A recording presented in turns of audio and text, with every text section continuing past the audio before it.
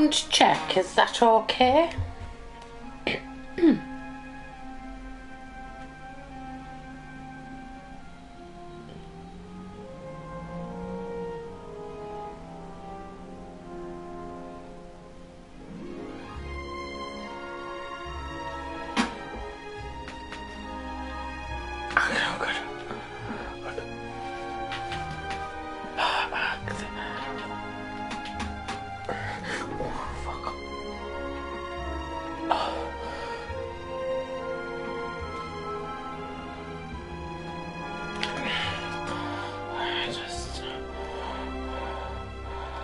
Start a new game.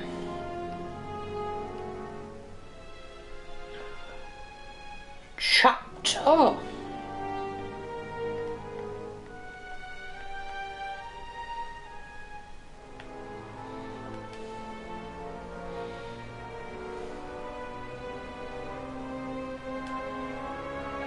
Right, new game.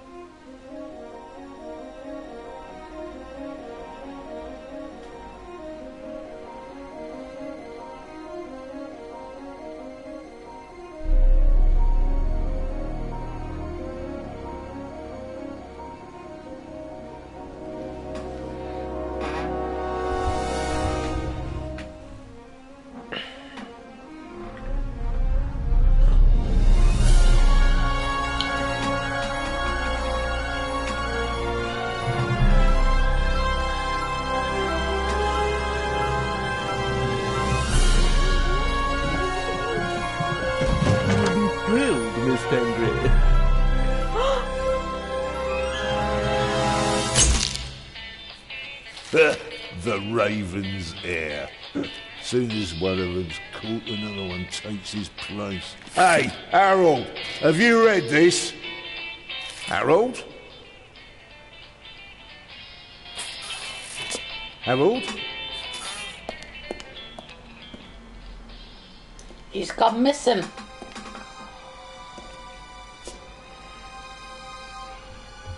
Harold, you hear me? This is no time for fun and games.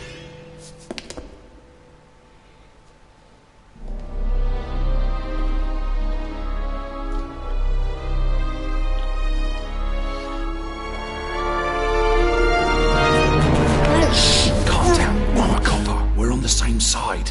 A copper? What are you doing here? And where's Harold? Harold? Well, there's another guard back there unconscious. That's probably him. The Eye of the Sphinx. Where is it? It's there. Oh, good. Then he hasn't got it yet. You mean the Raven's heir? Shh! Turn it off. He's gonna steal the eye. But how do you know? Doesn't matter. All that matters is that we catch him. Do you understand? Yeah, but... Do you understand? You and me, mate. We'll be heroes. All right, now, we just have to... What? Halt! Stop! You're under arrest!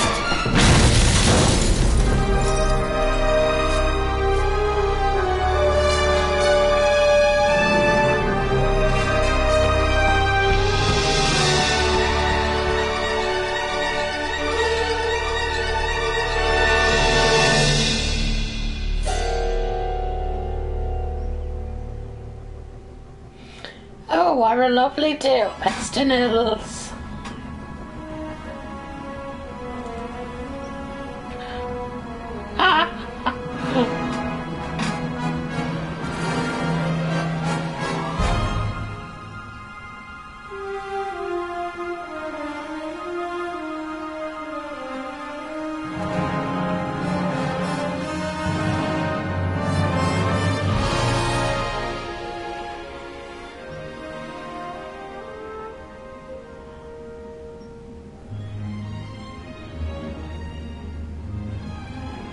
Do you actually get to play this game or what?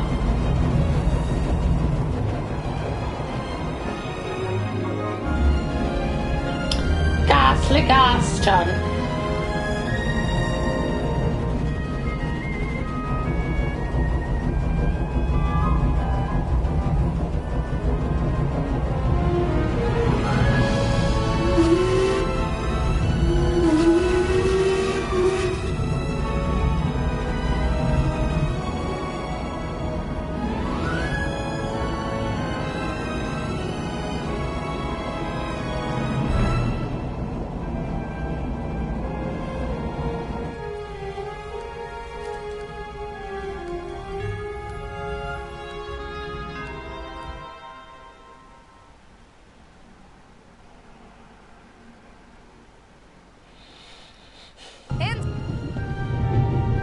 I don't have time to play.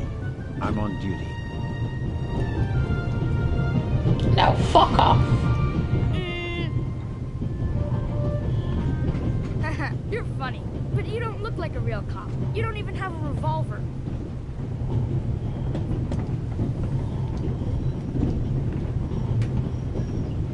Disturbing a Swiss officer while he reads a crime novel is a very serious offense. I could arrest you. But I have a pistol, and you don't. Where in the world is it so dangerous that I'd need a pistol? And who might you be? My name is Matthew Miller, And where are you from, Matthew Miller? from Dillsburg, Pennsylvania. But my mom and I live in England now. She's taking care of some rich old lady. We're on our way to Venice at the moment. We're taking a cruise on a big ship. Impressive. You've already seen half the world. I've spent my entire life in Switzerland. Must be really boring. And what's with the gun? What do you need it for? It's the Raven. He was gunned down, so now I need a pistol. Dead birds don't need guns. Nor do live ones. You don't know who the Raven is, do you? He's the greatest burglar ever. He stole paintings from the Louvre, and those priceless eggs with gold and diamonds and stuff. And Bobby Dobbs says he replaced the crown jewels with rhinestones. I know who the Raven was. Although, I don't quite buy that bit about the crown jewels. You do know these days there are thieves far more dangerous than your old Raven. 2 days ago, a precious ruby was stolen from the British Museum. There was an explosion. A guard was severely injured. Really? Yeah. And you know what the papers say? You talk too much, Constable. Zellner, monsieur. Anton Jakob Zellner. Or did he pull a gun on you? No, monsieur. Get a move on. Inspector Legrand, it's a great honor to work with a celebrity like you. We appreciate the support of the Swiss police, but it'd be better if you'd remain seated and keep an eye on things. But, monsieur, surely I can be of assistance, somehow. I saw a safe being loaded. We have everything under control. If you'll excuse me, I'll be in the first freight car at the back of the train for the rest of the trip. I'm not here to enjoy the beautiful scenery. I am a good observer, and I have finally honed powers of deduction. Thanks to that? I watched the people on the platform in Zurich. I know, for example, that that man over there is a violinist. That would be more impressive if there weren't a violin case next to him. And I believe that the gentleman in the next carriage is a German doctor on his way to Italy to take up a new position. And what gives you that idea? There's the rod of Asclepius engraved on his cufflink. And he's carrying a German-Italian dictionary. Maybe he's just taking a holiday in Italy, following in Goethe's footsteps. Too much luggage. And no, he's not retiring to Italy either. The suitcases are too shabby for me to believe that he can afford to retire in his late 50s. All right then, Constable... Zellner. Constable Zellner. If you're such a clever fellow, what am I doing on this train?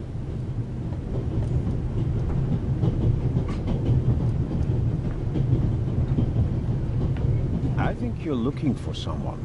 You're just guessing.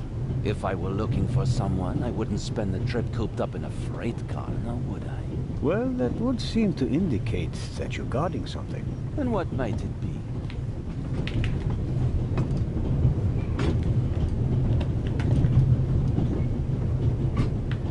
I really couldn't say. But it must be very important. Why is that? Because you are very important. They wouldn't have assigned the case to you if it were just a trifle. Let's assume that we really are transporting something very important on this train. And let's assume that it really I is am my Mrs. job to Marple. see that it arrives safely. Then why isn't the train crawling with police?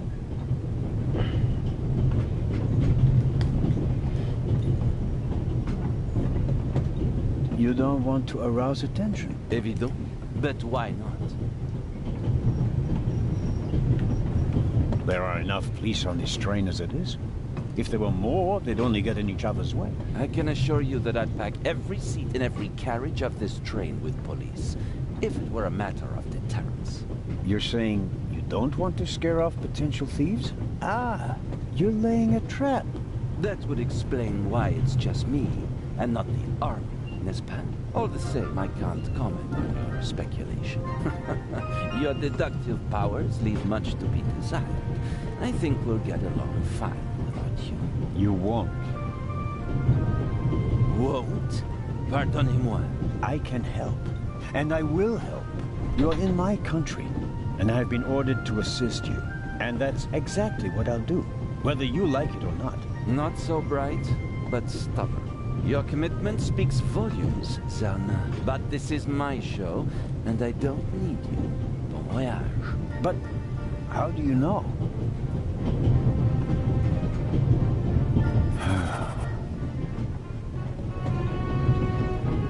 Oh, hello. You cheated. I did what?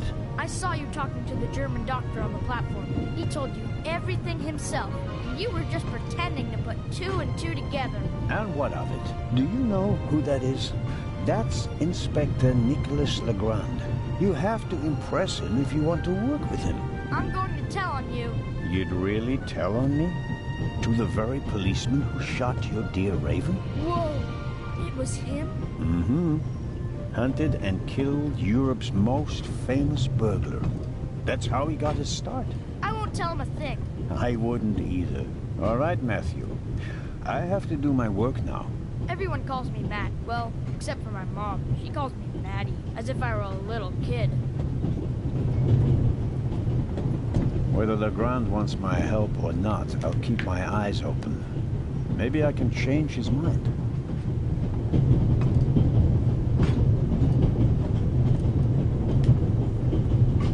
This morning, I thought I wouldn't be hungry because of all the excitement. Thankfully, I bought a sandwich with me anyway.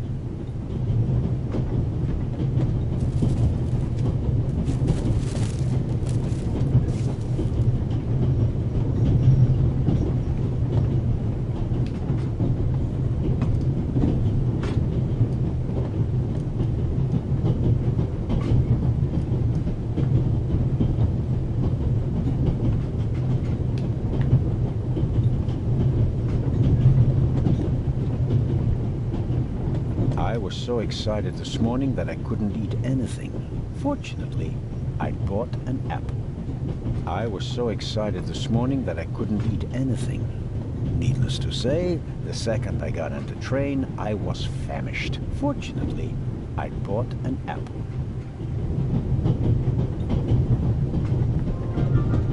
I was so excited this morning that I couldn't eat anything. Needless to say, the second I got on the train, I was famished. Fortunately, I bought an apple. I was so excited this... Fortunately, I bought an...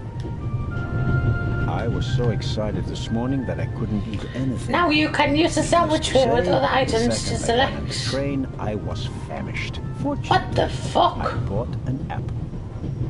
This doesn't make any sense.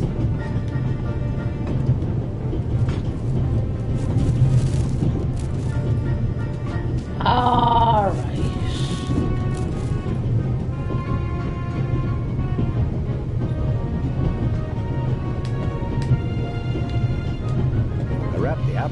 from the sandwich paper. That way I can carry it without making a mess of my trouser pocket. Still, I'd prefer not to have to carry them all day.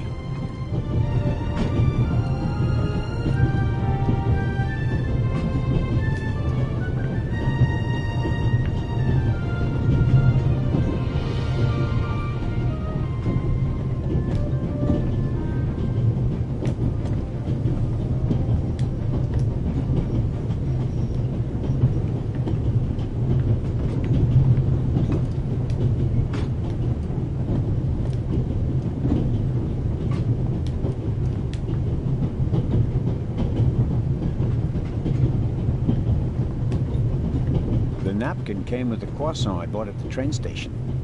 A guilty pleasure. I don't need that either.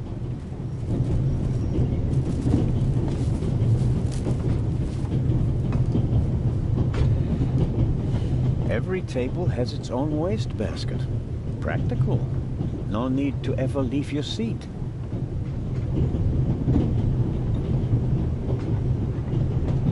Every table has its own wastebasket. Practical. No need to ever leave your seat.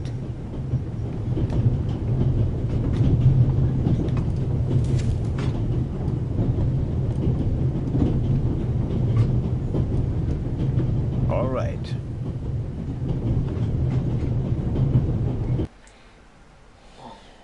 That was a bit confusing.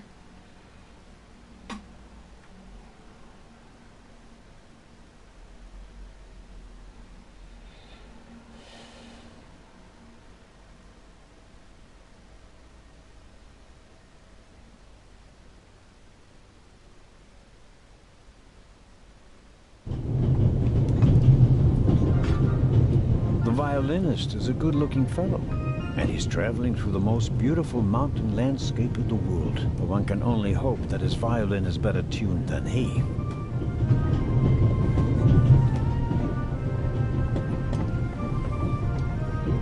Hello, sir. Hello. Are you traveling to Istanbul non-stop? No. I'll transfer in Venice to a ship. I'm on my way to Cairo. Cairo? I'm performing at the reception in the Egyptian Museum there. I'm sure your recital will be a great success. But tell me, did you notice anything unusual on the train? Anything unusual? Persons acting suspiciously, for instance. For heaven's sake, is there cause for concern? Everything is in order, sir. We Swiss are just very cautious people. I understand. No, I didn't notice anything. Have a good trip. Thank you. The violinist is a good-looking fellow, and he's traveling through the most beautiful mountain landscape in the world. But one can only hope that his violin is better tuned than he.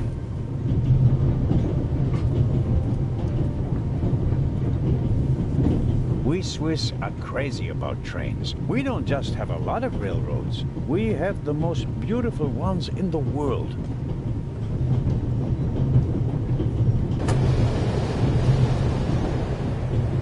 Would you be so kind as to close the window? I don't want to sit in the draught. Oh, pardon me.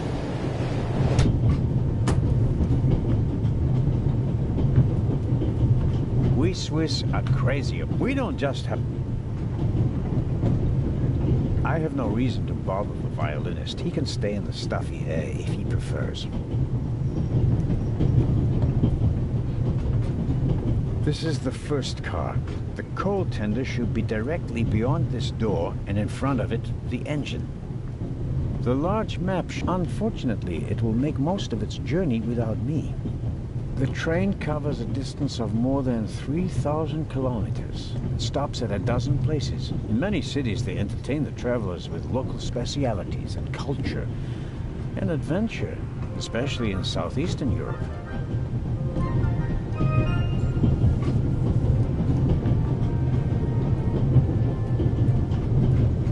The Vicarage in the Mirror, a detective novel by my favorite author, Lady Clarissa Westmacott. For years now, I've been trying to convince my theater group to stage one of her plays. I'll leave it there. I'll pick it up before I get off.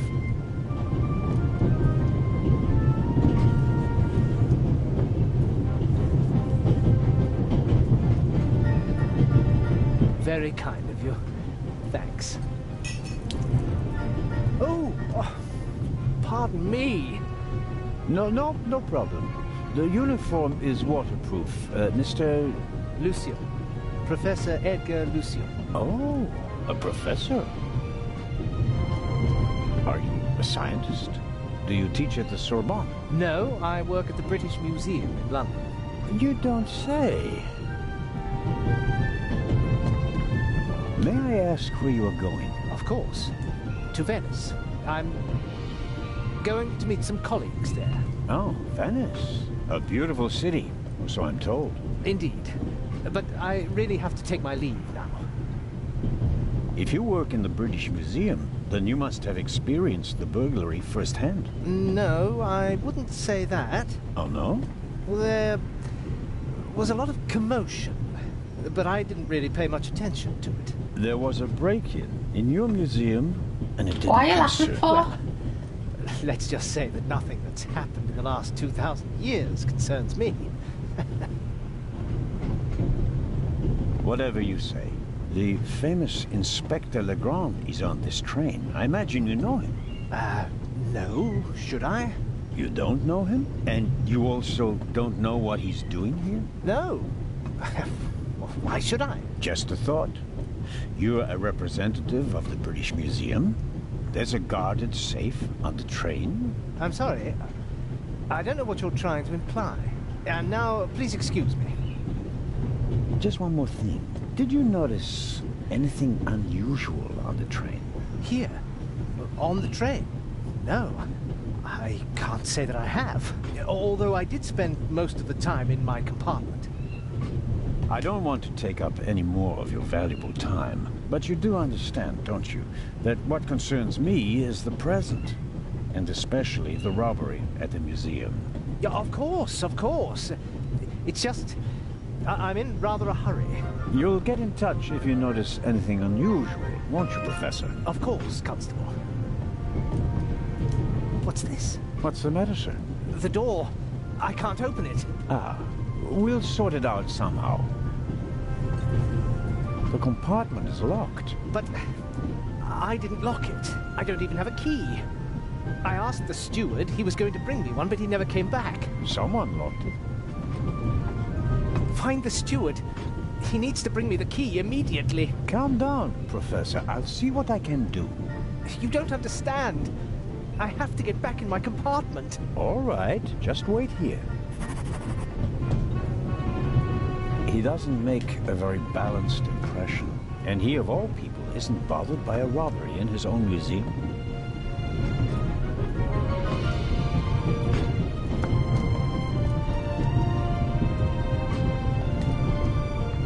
The little label on the door reads Baroness von Trebitz.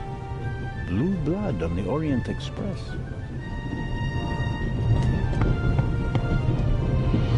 Yes, what is it? Whoever that is, James, ask them whether they found my purse and then closed the door. The noise on this train is driving me crazy. You're missing a purse. Was it stolen? At the very least, I cannot find it, sir. It was stolen. When was the last time the Baroness saw her purse? What? In Zurich, on the platform, sir. I just asked where you last saw your purse. In Zurich on the platform. James, tell him that I still had it when I got out to stretch my legs. But the Baroness says... Maybe you lost it there.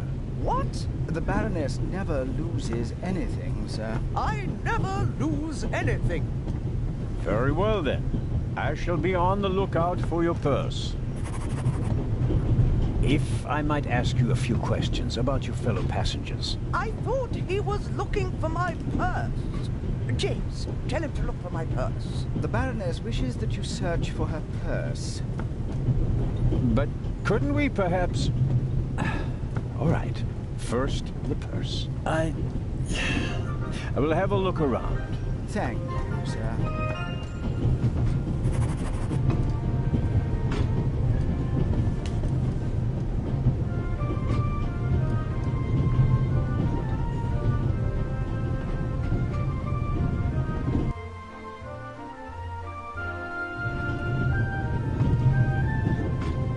I don't believe it. I never thought I'd ever meet you. Pardon me, but we'd prefer... It's all right, Miss Miller. I'd like to speak to the inspector. Unfortunately, just a constable, Lady Westmacott. I'm reading The Vicarage in the Mirror right now, for the 5th time at least. That's nice, Constable... Zellner. Anton Jakob Zellner. This is my companion, Miss Miller. A pleasure. Oh, she's a dirty leather. Companion. May I ask what you're doing here? Are you on holiday? Holiday? Yes, so to speak. The first and last holiday. The old bird. Madam? I've been writing since Maggie Thompson. It became my job, and now I've stopped. So, this must be a holiday. You quit writing? Impossible. I have all of your books. Your Detective Partout is my favorite character. Then I have bad news for you. I killed the old wretch off years ago. I don't understand. I'd rather not discuss my work, Constable. Oh, well, fine. Are you traveling to Istanbul, Lady Westmacott? No, we are on our way to Venice. From there, we will take a ship to Cairo. As you may know, I have a penchant for archaeology. I fund a few excavations in Egypt. I traveled to Egypt by ship as a young woman. And now I'm doing it again as an old woman. I see. As a writer, you must be very observant. Am I right? I mean, you have to study the behavior of people around you to create the characters in your novels, don't you? I solved the mystery of human nature a long time ago, Mr. Zellner. Since then, most people just bore me. Really? I had the impression you were eyeing me suspiciously as I came in. What do you want to know, Constable?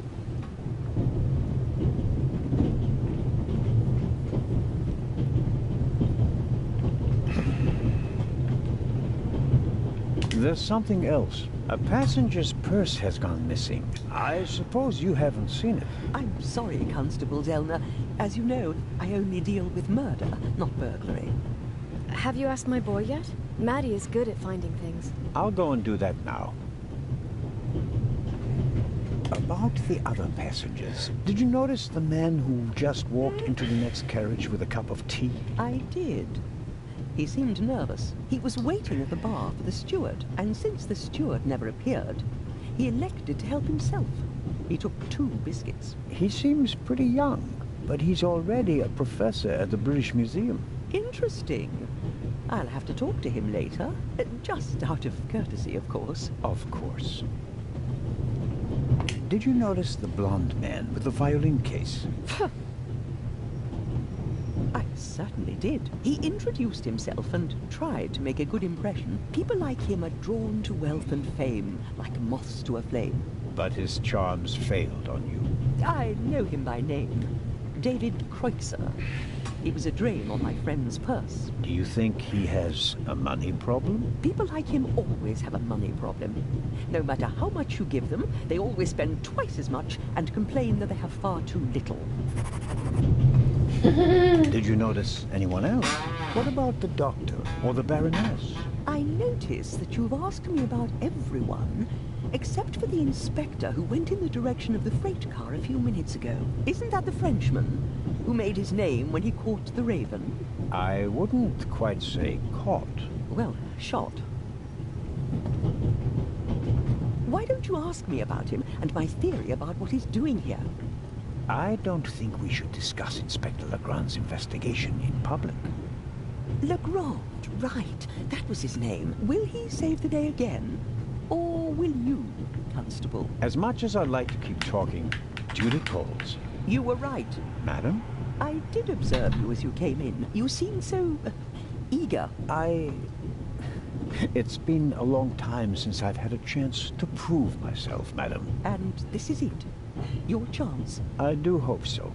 Then grab it. Even small people can make big changes, as my friend Ronald likes to say. I shall do my best.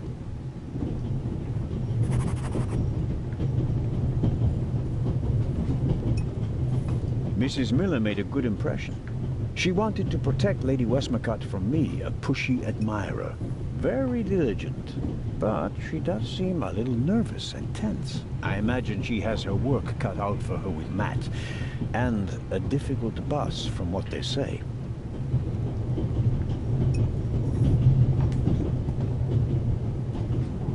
Mrs. Miller? Yes? The little boy, Matt, he's your son? Oh, yes. Has he done something? No, I've already met him.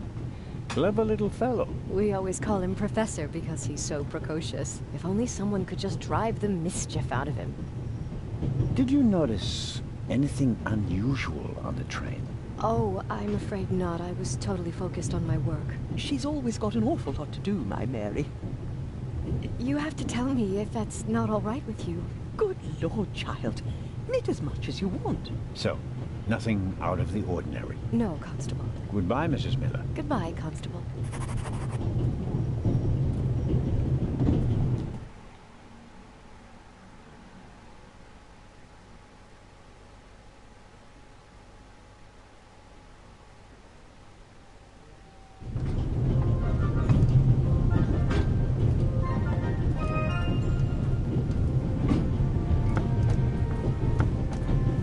You can easily lock the compartment door from inside by turning a little knob. But I didn't lock it. Professor, if you had locked the door from in there, you wouldn't be out here. That's true.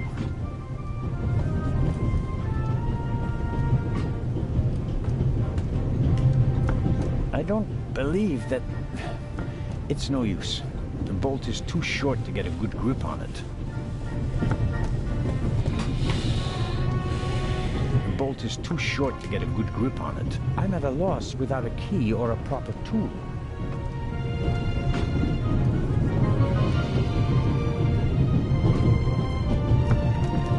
Oh, where's the kid gone?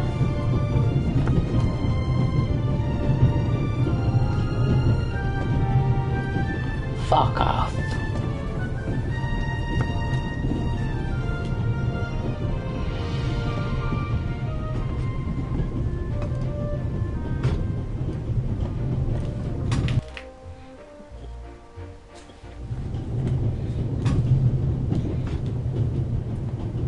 The steward must have forgotten the toothpicks. Normally he would offer them discreetly after dinner.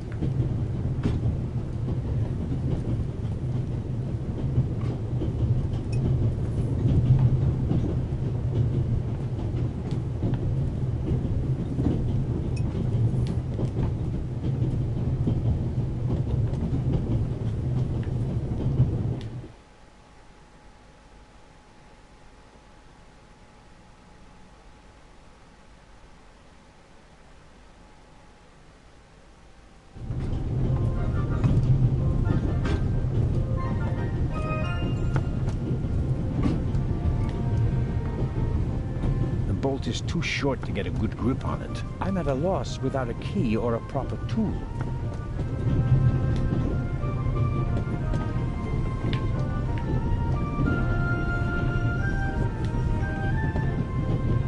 The bolt is too short to get a good grip on it. I'm at a loss without a key or a proper tool.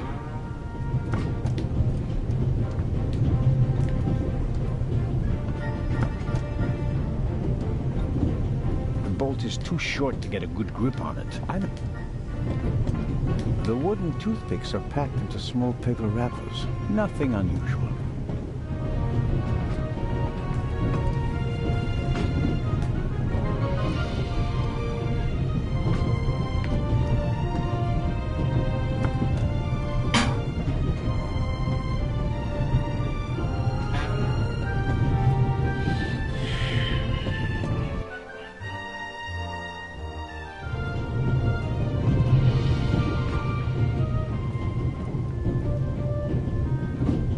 An extraordinary woman. Talented, intellectual, extremely rich, and the most successful writer of all time. Yet, they say she can be difficult on occasion, and that she's rather unhappy.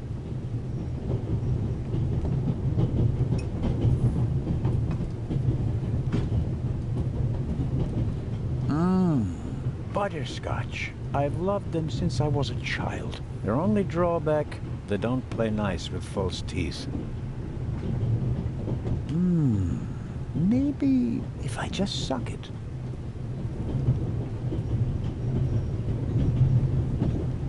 Who'd have thought that one day butterscotch would remind me of my age and of all the things I had to leave behind? I suppose the steward won't object to me having a look around in his absence.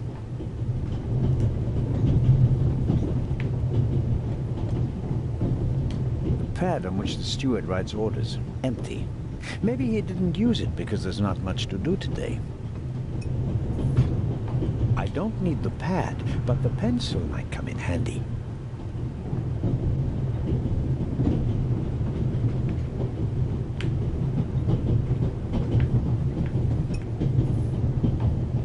Perhaps he keeps the compartment keys in there.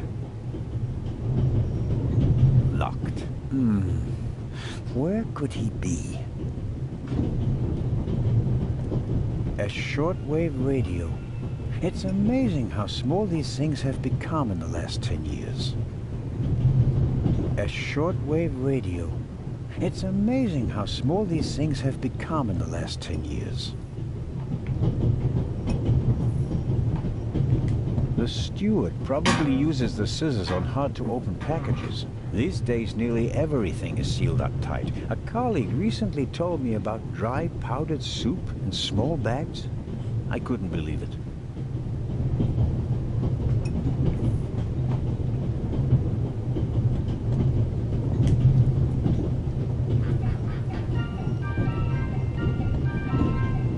The drawer is locked. And the steward probably has the key. But where is he?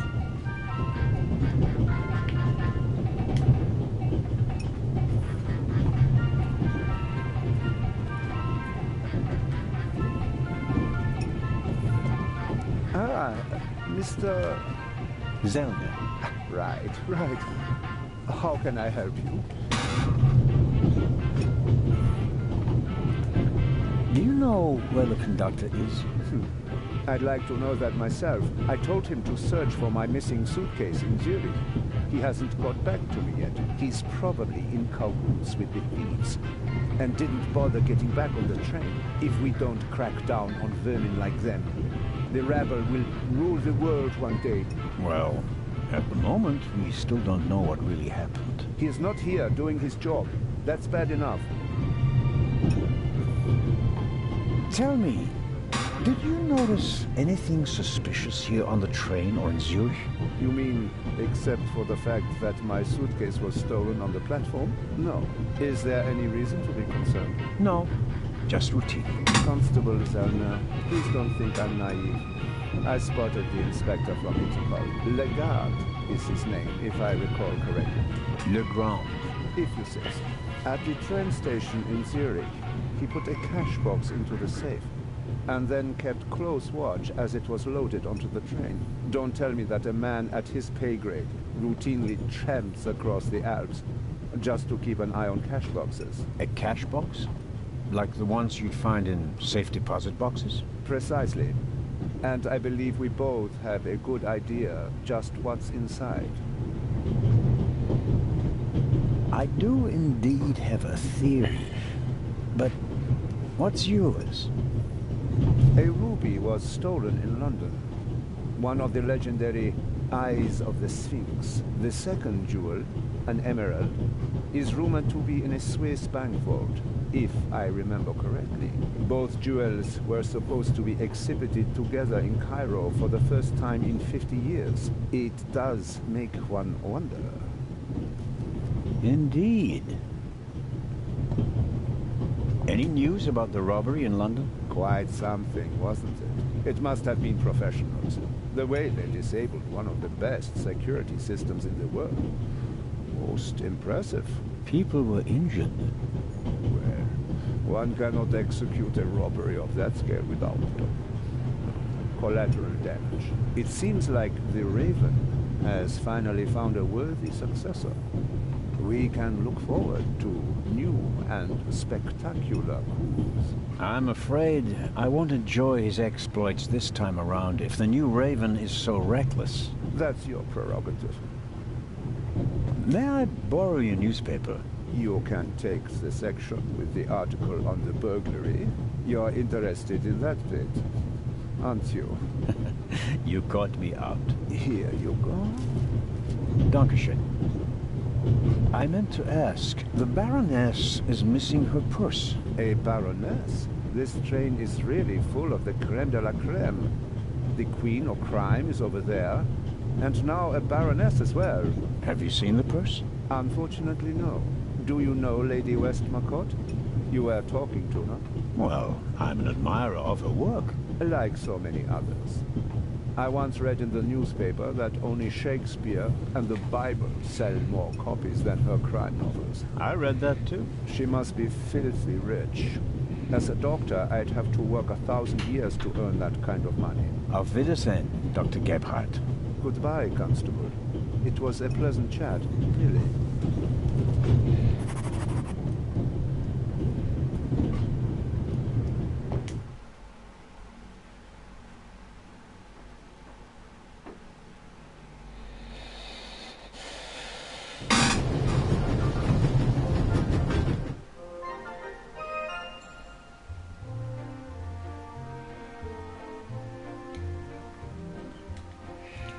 The music's like at Disney.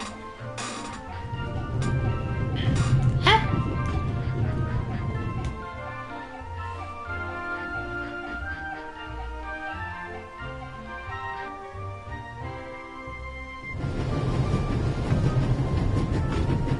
The ladder leads up to the roof. It will be suicidal to climb up there while the train is at full speed. The wind, tunnels... No, I'll stay down here. I strongly suspect that the door is locked. No, it's open.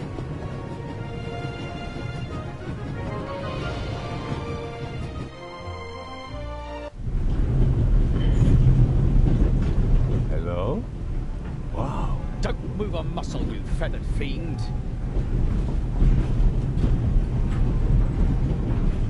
Put the gun down, Robert. If I may introduce Constable Robert Oliver from the Yard.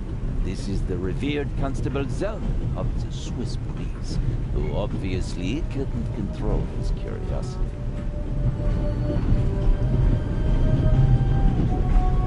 Then I was right. You really do want to lure someone into a trap. That's none of your business. Perhaps that someone recently struck in London. And how would I bait my trap then? With an eye? An eye on its way from Zurich to Cairo? Someone has done his homework. Well done, Constable. I hope you'll acknowledge that I, as a Swiss policeman, can undertake investigations in my own country. Are we still in Switzerland? I could be your eyes on the train, as long as you're here in the freight car. Oh, really? There is a certain Professor Lucien on the train. He's an archaeologist from London. And what's his story? Well, it seems someone locked him out of his compartment. Locked him out? Well, yes. The door is locked and he's standing outside without a key. Was it locked from inside? It may have been. Do you think the locked door could be important? Professor Lucien plays an important role in this story. Well then, Constable Zellner, be my eyes and ears on the train, and see that Professor Lucien gets back into his compartment. Report back to me when you're through. My pleasure, monsieur. And then there's the Baroness. She's missing her purse. Baroness von Trevitz. Interesting. Indeed, sir. But it has nothing to do with our case. So I shouldn't concern myself with the matter? Why not? It's your job as a policeman. But don't expect me to be particularly interested in a lost purse. What do you know of this Raven's heir? He tried to blow me up. Robert, we don't know who we're dealing with yet. In any event, the new Raven is a more dangerous man than the old one. How do you know it's a man? It could just as easily be a woman. Or several men. And anyway, how do you know that it's a new Raven? Monsieur? Never mind. I go attend to the door now. Good. And, Constable Zellner? Yes? Don't bother us, unless you have something new to report. Of course. A thief might get anxious if there's too much activity in the freight car. Exactement. Knock twice. Then we'll know that it's you. Understood.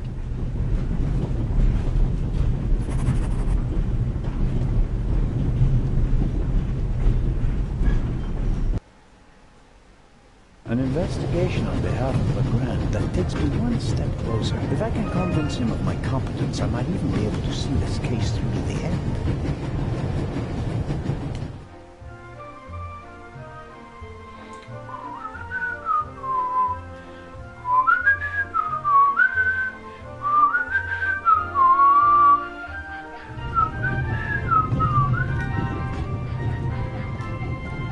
The acquaintance of Dr. Gebhardt on the platform in Zurich.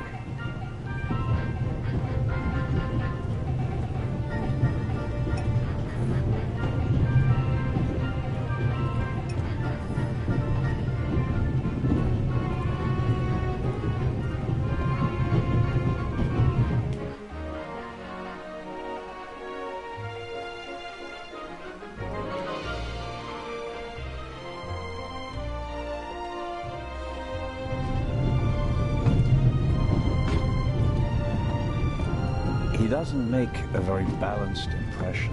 And he, of all people, isn't bothered by a robbery in his own museum. The bolt is too short to get a good grip on it. I'm at a loss without a key or a proper tool.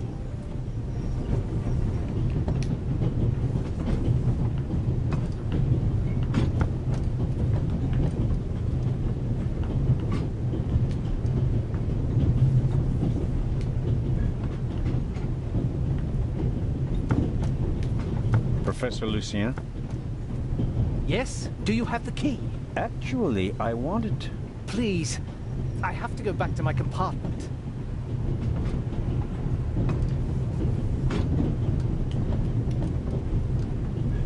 The door is locked. I'm at a loss without a key or a proper tool.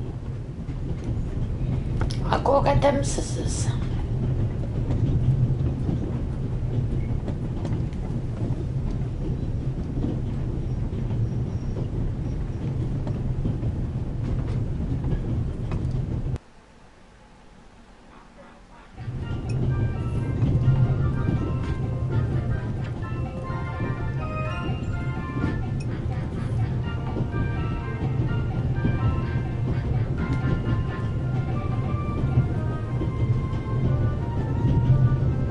I need a bit of wire or something like that to pick the lock.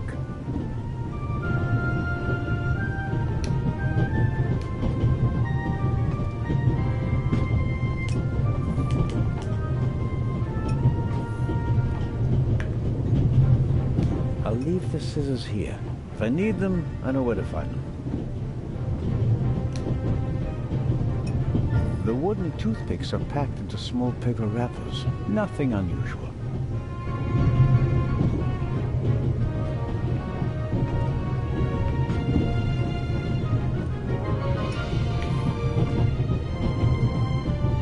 A shortwave radio. It's a...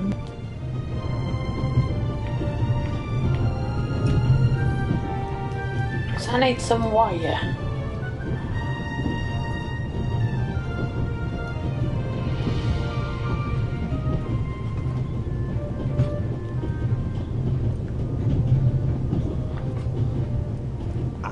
It's uncomfortable for her when I talk to her in front of Lady Westmacott. She seems to take it as an inappropriate distraction from her work, although she's just knitting.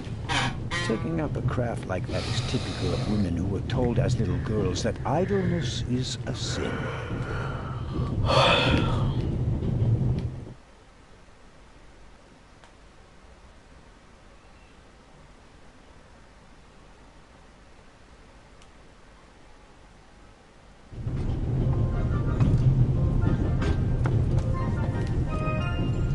First, I'd better see about getting the door open, and then have another talk with the professor. It doesn't seem like I'll get anything out of him as long as the door is still locked.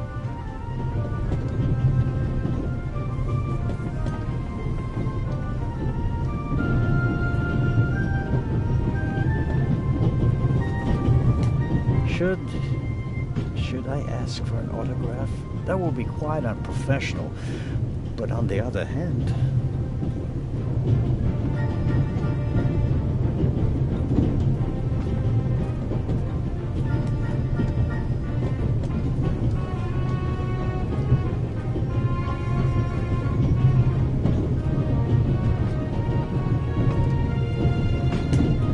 If I may trouble you once more. A passenger is missing her purse. Perhaps you've seen it. So, there are thieves on the train. It's been missing for some time now. Probably since Zurich. The Swiss don't let go of money easily, do they? Oh, pardon me. No, I haven't seen the purse. Have a good trip. Thank you. The violinist is a good-looking fellow, and he's traveling through the most beautiful mountain landscape of the world. One can only hope that his violin is better tuned than he.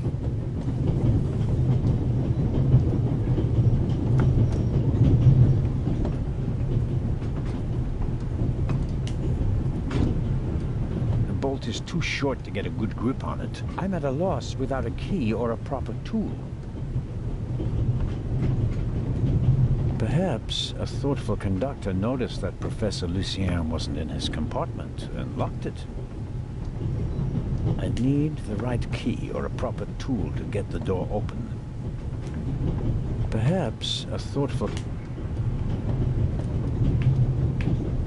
First, I'd better see about getting the door open. Doesn't seem like...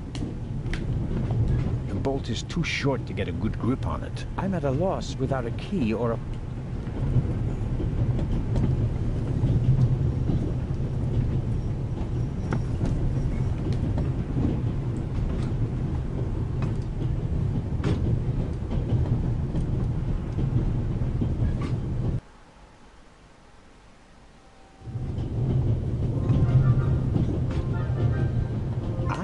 It's uncomfortable for her when I talk to her in front of Lady Westmacott. She seems to take it as an inappropriate distraction from her work, although she's just knitting. Taking up a craft like that is typical of women who were told as little girls that idleness is a sin.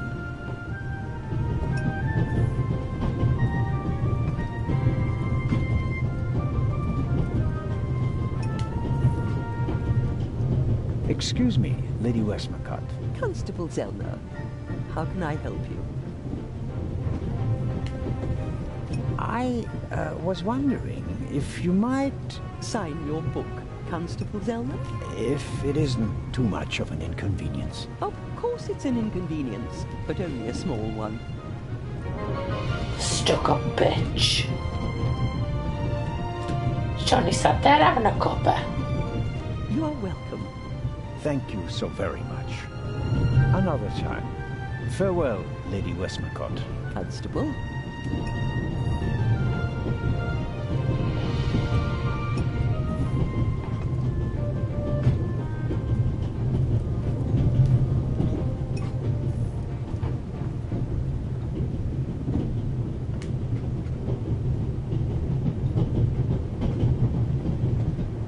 I need a bit of wire or something like that to pick the lock.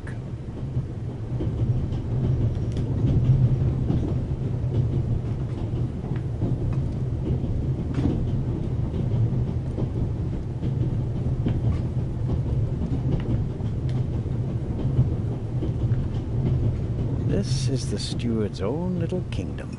But as long as he's not around, he won't be upset if I take a look.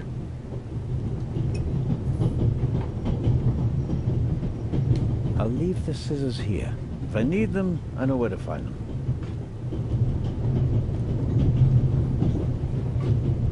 I'm trying to find like this fucking wire stuff. I need a bit of wile.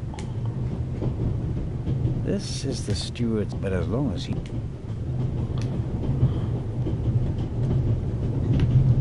The wooden toothpicks are packed into small paper wrappers. Nothing on...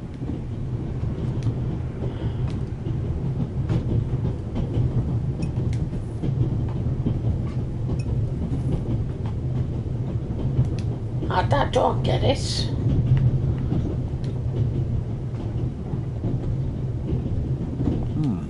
When I scratch the pencil's lead with the scissors, I get fine graphite powder. I won't get a Nobel Prize for the idea, but graphite powder will bring out fingerprints at a pinch.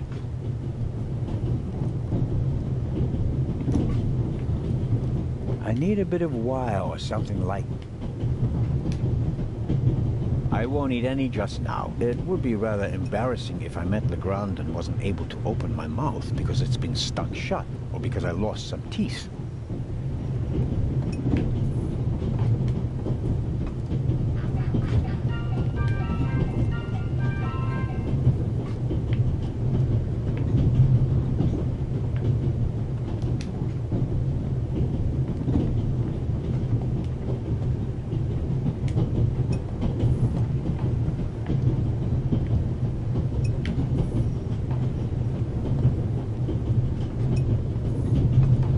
I'm a bit lost now, really.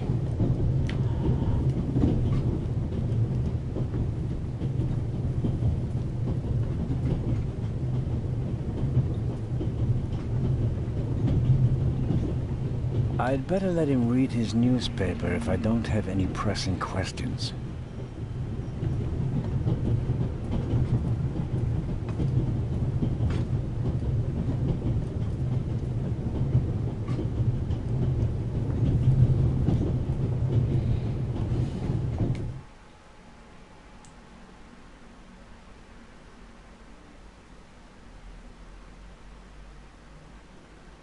I don't understand where I'm getting this fucking wire from to open that door.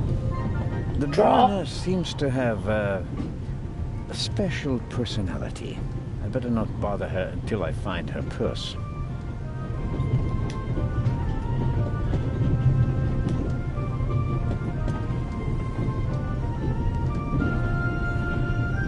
First, I better see about getting the door open. It doesn't seem... The bolt is too short to get a good grip on it. I'm at a loss without a key or a proper tool. Well, if I could fucking find something, I would. I have no reason to bother the violinist. I have no reason to...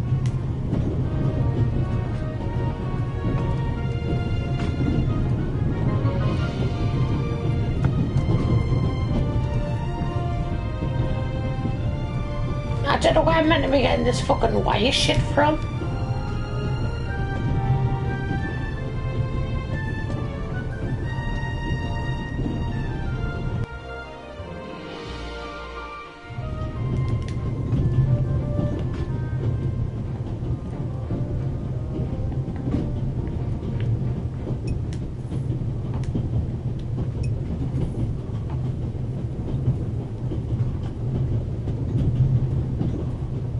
There are thousands of things I would like to ask her, but nothing would justify neglecting my duties here on the train.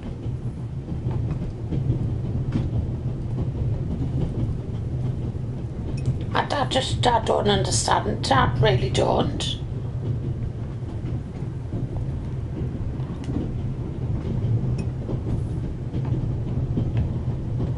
I need a bit of wire or something like that to pick the lock. Well, I've got the toothpick, but I don't know what you do with this. I need a bit of wire or something. Like I don't know.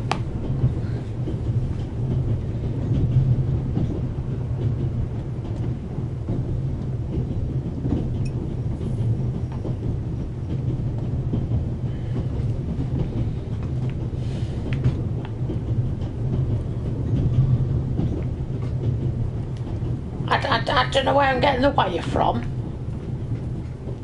Like, I don't understand this at all.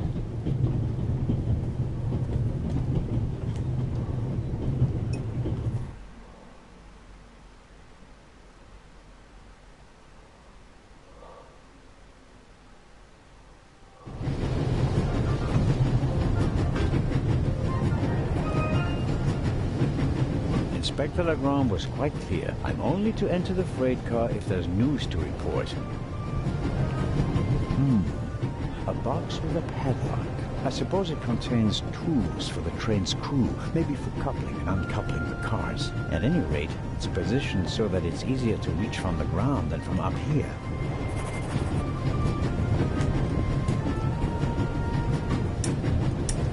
Locked. Bang, bang!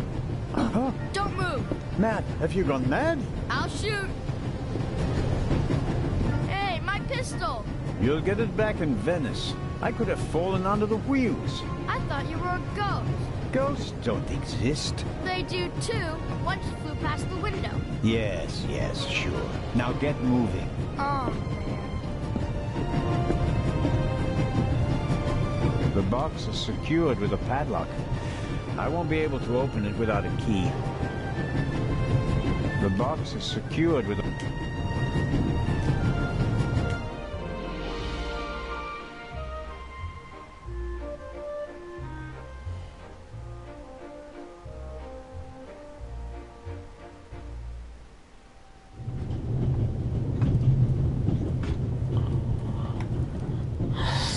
I've come to a total loss now, really. Oh, Constable? Yes, ma'am. My son didn't make any trouble for you, I hope. It's just that he just walked past us, silent and seething. That's usually a sign that someone's laid down the law. I'm afraid so. He played a trick on me, a rather dangerous one. The lad left me no choice but to take away his wooden pistol as a punishment. I understand. And thank you. Matty is a very lively child. Sometimes he needs a strong fatherly hand. Where is Matt's father, if I may ask? He's gone. Ah, I understand. Could you, leave Matty's pistol here, perhaps? So you don't have to bother with it? Of course. I told him he wouldn't get it back until Venice. Very well. Thank you again, Constable.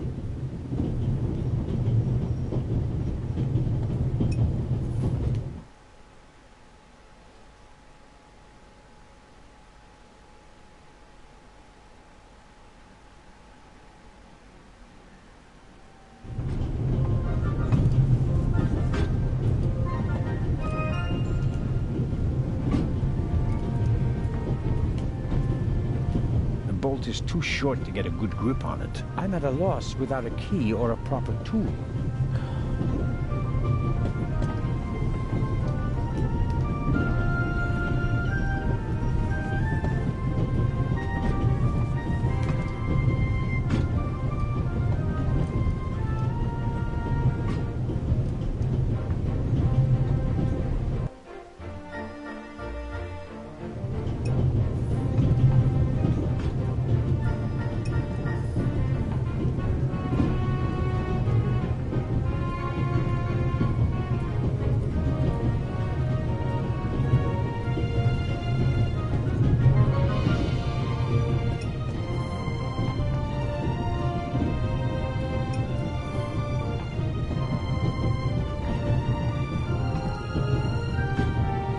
There must be something behind here.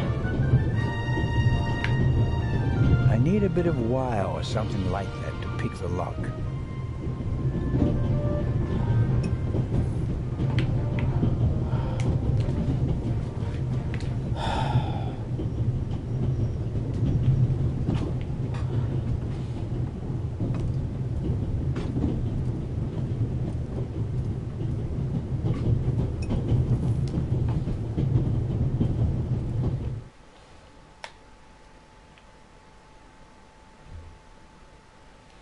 Starting to get a bit annoyed now.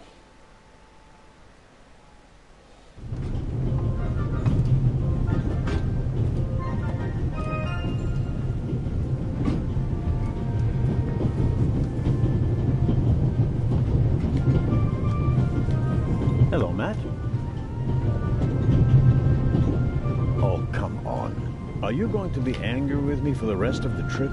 Until I get my pistol back. I gave it to your mother. Oh, man. Couldn't you have just raked me over the coals? Would you have learned anything from that?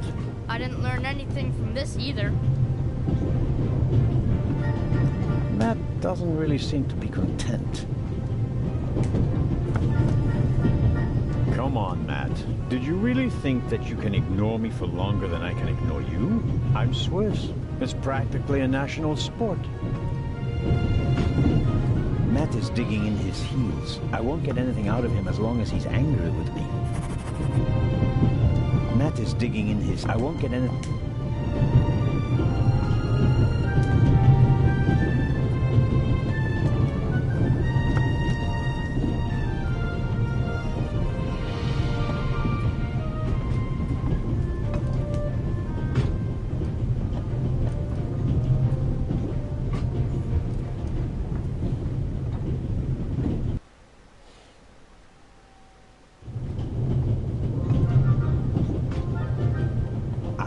It's uncomfortable for her when I talk to her in front of Lady Westmacott. She seems to take it as an inappropriate distraction from her work, although she's just knitting. Taking up a craft like that is typical of women who were told as little girls that idleness is a sin. There are thousands of things I would like to ask her, but nothing would justify neglecting my duties here on the train.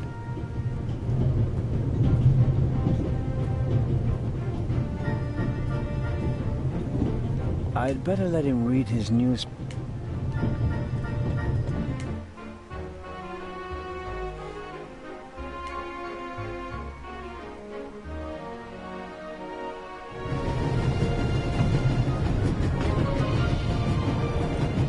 The box is secured with a padlock. I won't be able to open it without a key.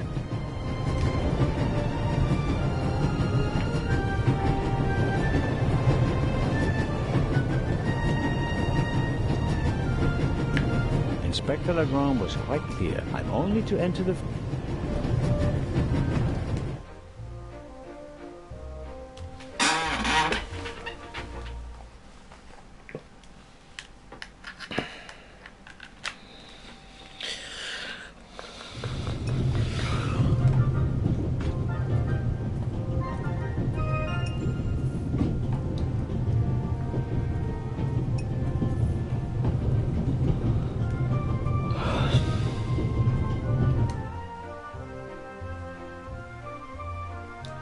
I'm a bit lost now.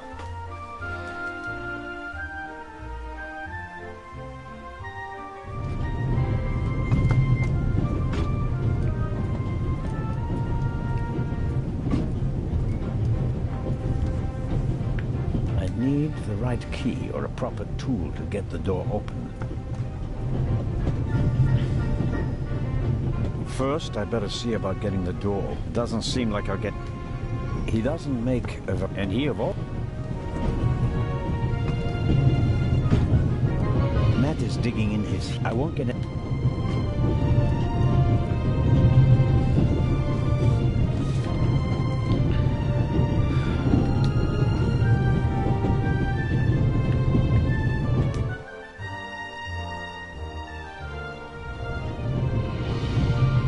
Luna's Drops.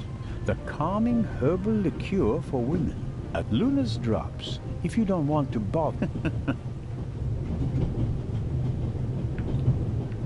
Let's see if there's any blah blah blah old news. Shocking burglary. Professional thieves surprised by museum guard Charles Langley and Constable Robert Oliver from Scotland. A story about the upcoming Oscars. An incredible feat. And because of the most John Surtees won the Formula One World Champ, making him the only... Too loud.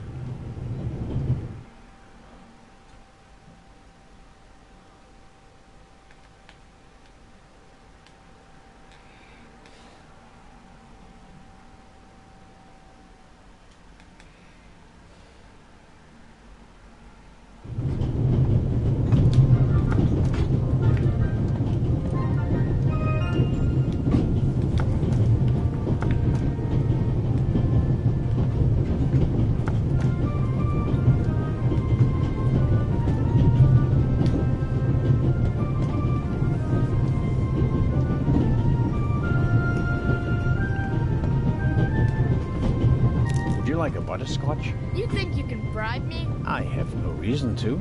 You made trouble and got punished for it. Take it as a peace offering. Just 4? If I'm faster than you, there'll only be 3. Hey!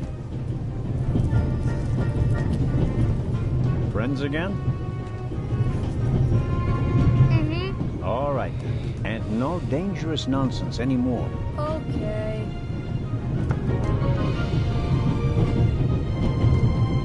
Your mother is Lady Westmacott's companion, correct? Yeah, but it's not like you think. At first I thought, boy, you must be really wicked if you need to pay for friends. But the lady's really okay. A bit odd and really old. But other than that, she's great. She likes me. The lady has peculiar taste. Hey! You and your mother, do you both live on Lady Westmacott's estate?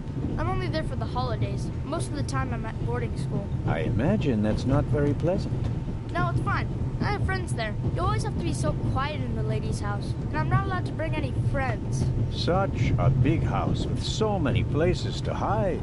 And no one to play hide and seek with. You said it.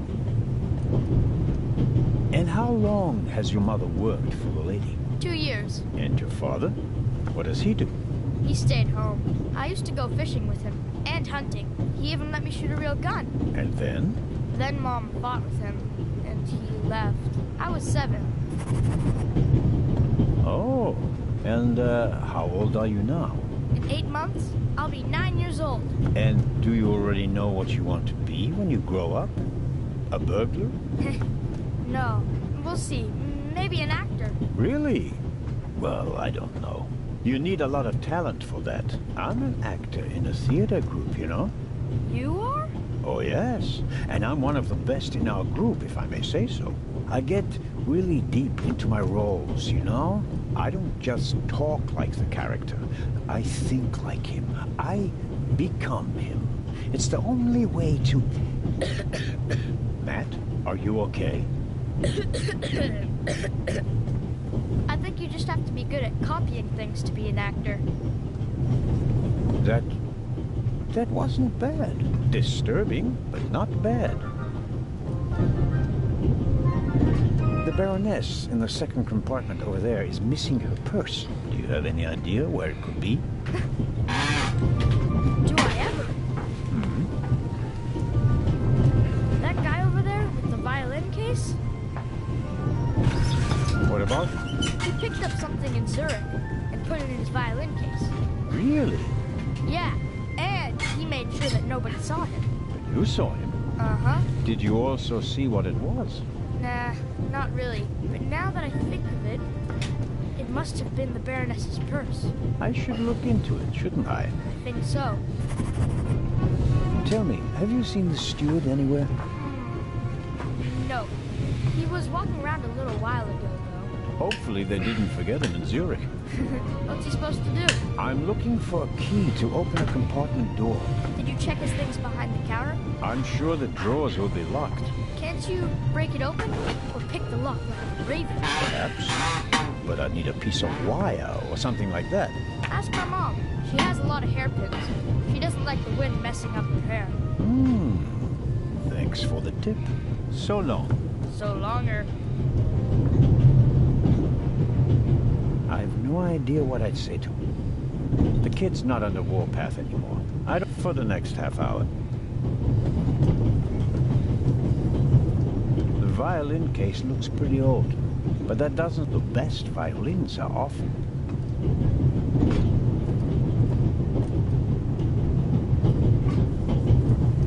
I doubt the violinist will let me have a look in his case. Excuse me, sir.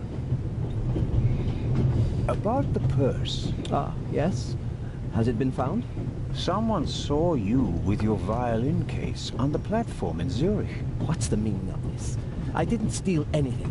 Nobody said you did. I just wanted to ask you whether you might have noticed anything on the platform. Ah, well... Why did you think I was accusing you? Well, I thought, because you mentioned my violin case in the context of the purse. Apropos, may I have a look at your violin? It must be a very extraordinary piece. Oh, that's not possible. It's a genuine granelli. Very valuable. Very. And also very sensitive. What could harm it here? Light? Air? May I ask you to open the violin case? No, you may not. I'm not guilty of anything. I'm afraid I have to insist. Then I'm afraid you need a warrant. I will not stand back and let you rifle through my belongings. Have a good trip. Thank you. I think the violinist is hiding something. But to be sure that Matt was right, I have to get a look in the violin case. How can I do that without the violinist's consent? I think the violin... But to be sure, how can I...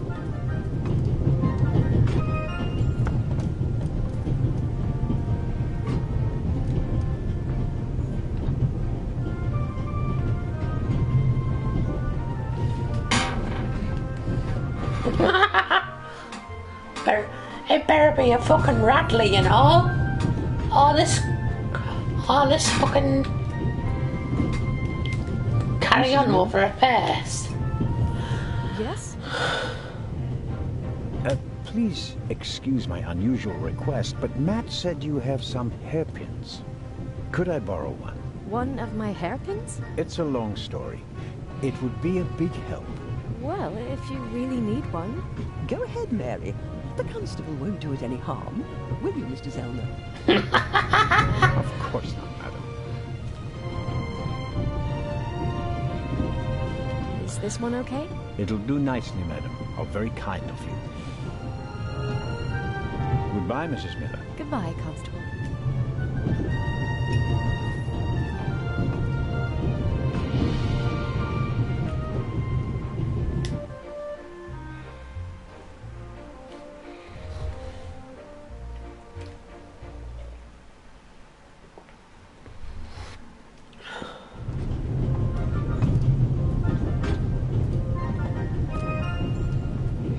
Right, love, come on then. The bolt is too short to get a good grip on it. I'm at a loss without a key or a proper tool.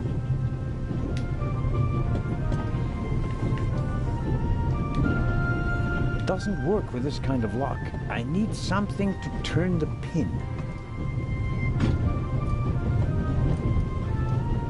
Scissors.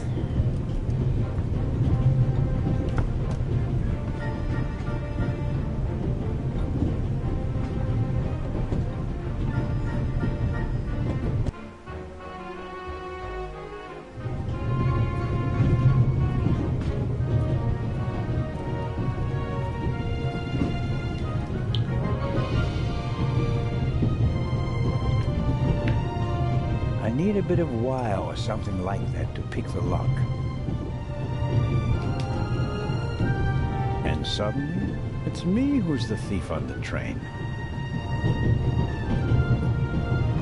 Oops, that was easier than expected. Batteries, a toothbrush, shaving brush, but not the key to the compartment door. Just this one. Too small for the door, but it might still be useful.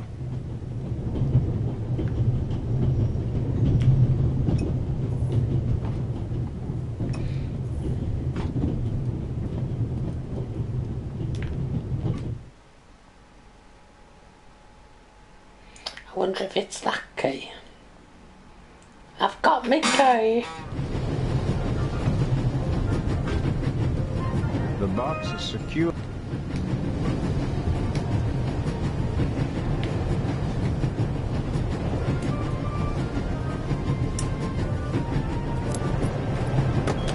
That's it.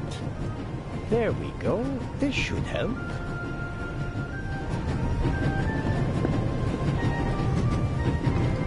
I have everything.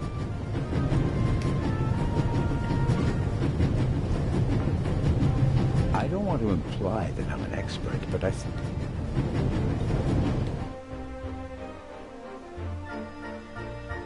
And probably. Fucking hell. Does not carry on.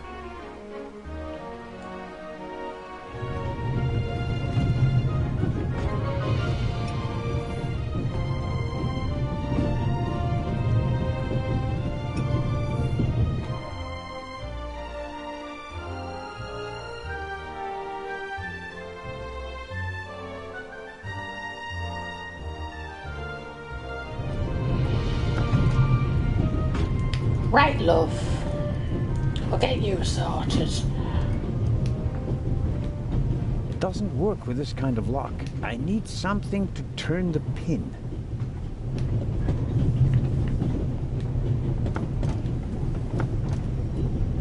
I bet I could really get a grip on the bolt with these. Well, come on then, hurry up.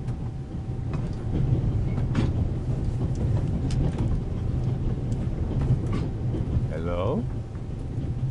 Hello? I barely left the window ajar. Nothing to see.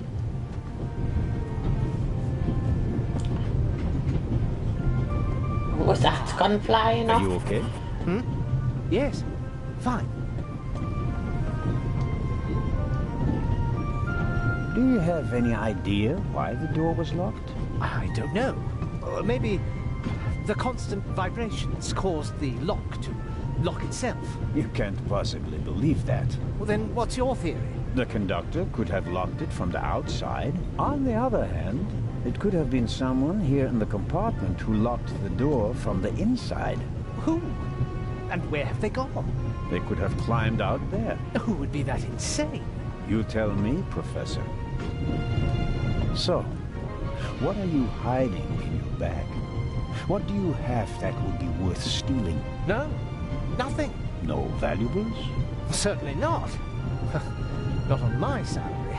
It was enough for a first-class compartment on a luxury train. That's my business. You're playing a dangerous game, Professor Lucien. I'd like to look around a bit. Of course.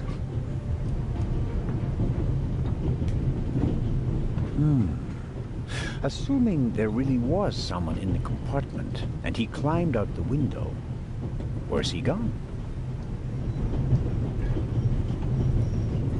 I really wonder what the professor is hiding from me. But I can't just rifle through the luggage of innocent citizens. This is the 60s. The Bible, Grimm's fairy tales, Moby Dick, and gin, whiskey, and rum. All classics. No, nothing interesting.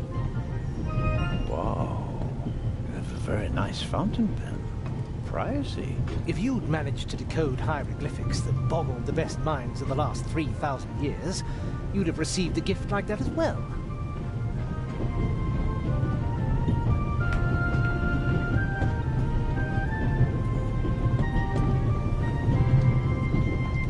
Professor Lucien?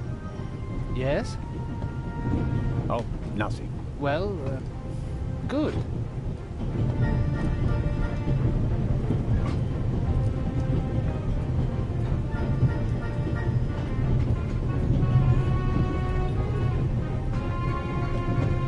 Professor Lucien? Yes? Godspeed, Professor Lucien. Thanks.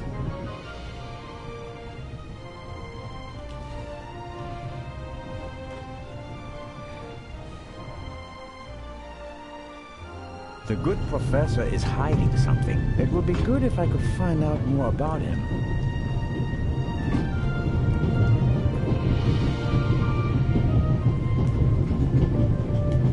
All right, Matt.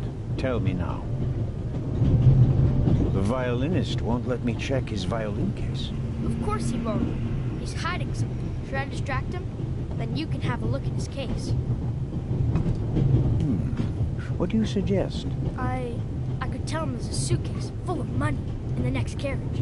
If he's a thief, he'll definitely want to take a look at it. I don't think he'll fall for that.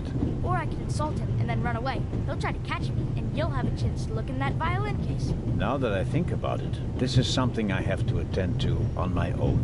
It would be expecting a bit much from a little boy. Little boy? You must be kidding. Sorry, Sheriff, but your idea about distracting him is good all the same. So long. So longer. I've no idea what I'd say to Matt. I think the violinist is hiding something. But to be sure that Matt was right, I have to get a look in the violin case. How can I do that without the violinist's consent?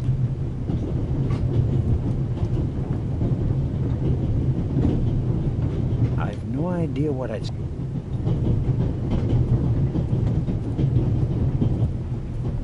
The Baroness seems to have a special personality. I better not...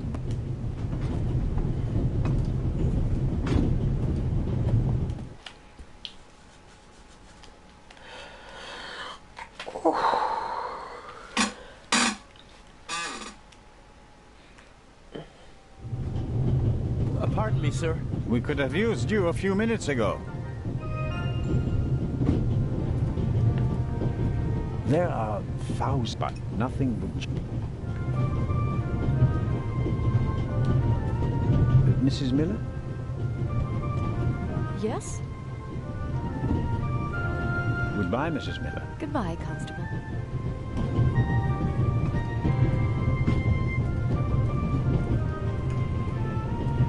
I'd better let him read his newspaper if I don't have any...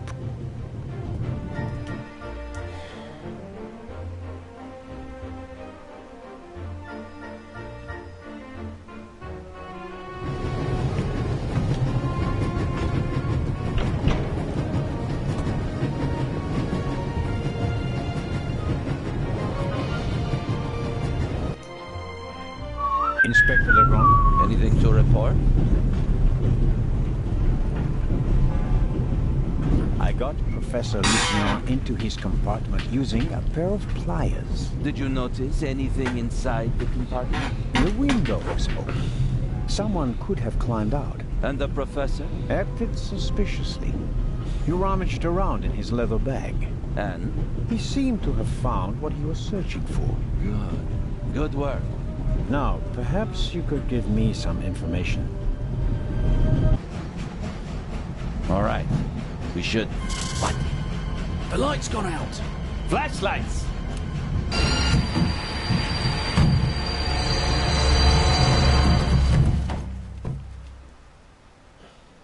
Ah! Get off me!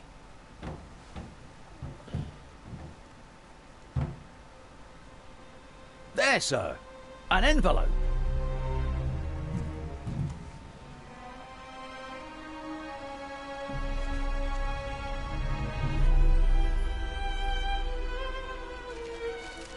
My dear Nico, you should take a closer look at the box.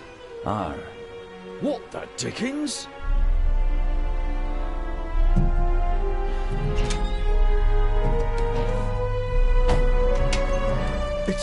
It's a... Away with it! Take cover!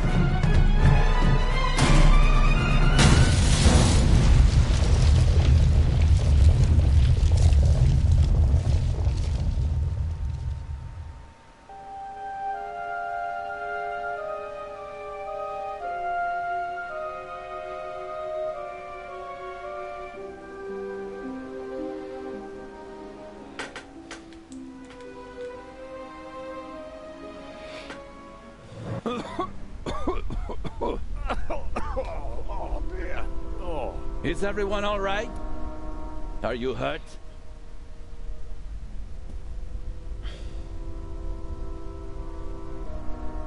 Quick thinking. Well done, Zellner.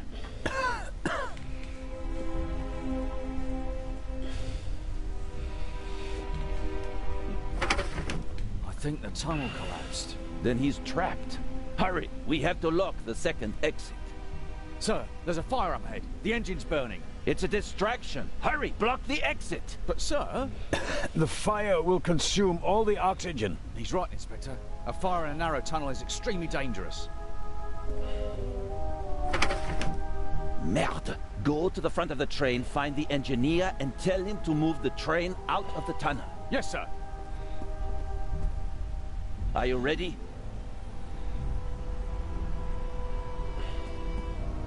You have to uncouple the freight car. You understand? I understand. I'll see to the passengers. They should all wait in the tunnel. We'll check each one in turn as they go out. Let's get to it.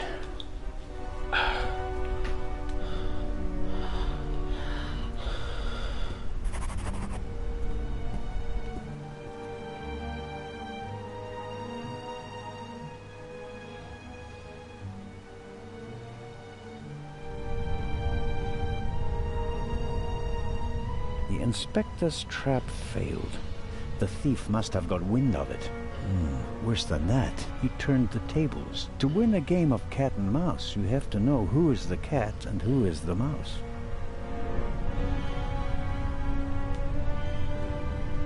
It's still quite warm and too warped to open.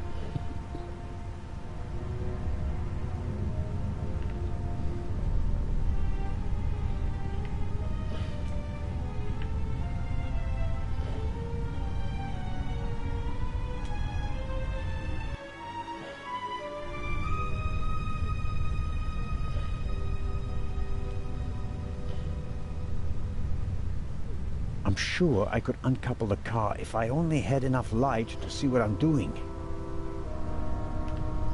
I can feel cold metal and a screw thread, and a lot of grease, but I can't do more without light.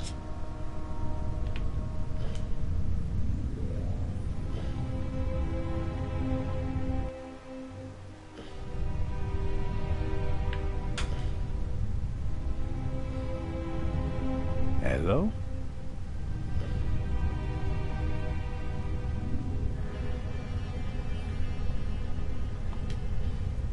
The wheels came off the track during the explosion. Even if it were possible to pull the car out of the rubble, you wouldn't get far with it.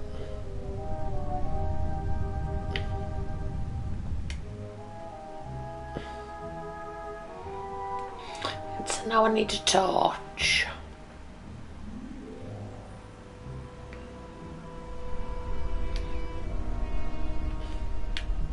I bought it last week, second-hand. I liked it because it was set aside.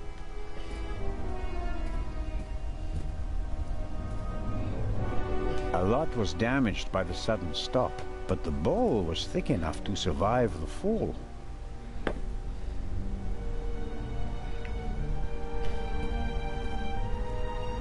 My God, what a fire.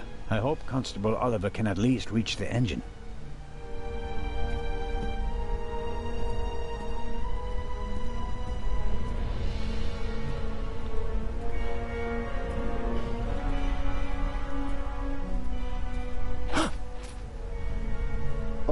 Pardon me. I did not mean to scare you. What are you doing here, Doctor? Legrand asked me to check whether there are any passengers left on the train. Really?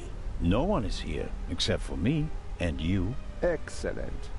Then I will continue searching at the front. Did anyone act suspiciously before the explosion? Did anyone leave their seat, for example? I was the only one on the train who wasn't seated when the freight car exploded. Thank God. Otherwise, I would have been caught by the blast as well. You certainly were lucky. Perhaps I was. What happened over there? The inspector said something about gas canisters that exploded. If Inspector Legrand says so, it must be so, right? I have been to war, and this was no minor explosion. I rather doubt that the freight car was packed to the roof with gas canisters. The investigations are ongoing, but first we have to get the burning train out of the tunnel. Of course. How are the passengers? They are in a state of shock, of course. The blackout and the sudden stop were frightening enough, but then the explosion, the dust, everyone rushed for the exits. I was helping the American woman bring Lady Westmacott to safety. They are waiting outside in the tunnel. One entrance is blocked by a fire, and the other one seems to have collapsed. Continue to search the train. I'll decouple the buried freight car. All right. Doctor? Can you give me a few matches? Oh, certainly. Thanks. I'll meet you outside. Do hurry.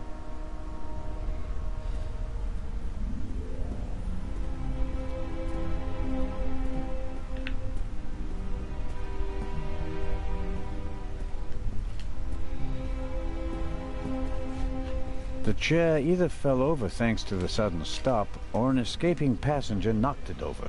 Wanting to get off the train as quickly as possible after a sudden stop and a massive tremor, that's understandable. I noticed the extinguisher earlier. Doesn't match the decor. I suppose that the railway company had to comply with safety regulations at the cost of aesthetics. I noticed the extinguisher. I suppose it'd be useless against the fire out there, and it's too cumbersome to carry around. At best, I can use it here.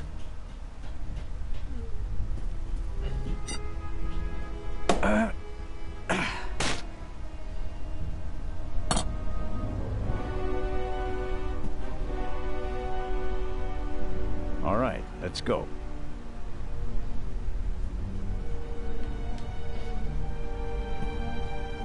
The other passengers escaped from the train. I can see their silhouettes in the light of the fire. If I don't hurry up and uncouple the...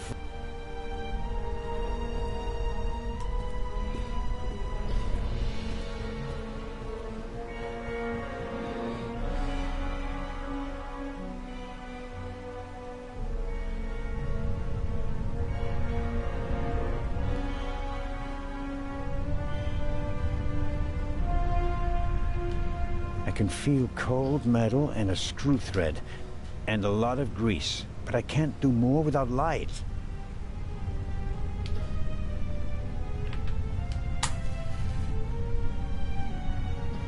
There's a noticeable draft here. Maybe it's because of the fire, or perhaps there's still a hole through which the air is coming. The latter will be quite welcome. It will buy us some more time.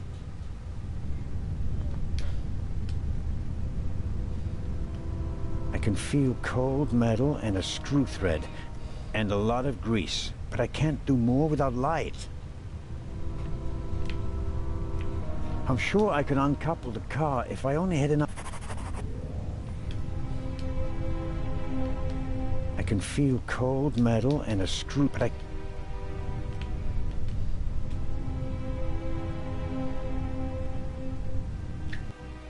I've got fucking matches.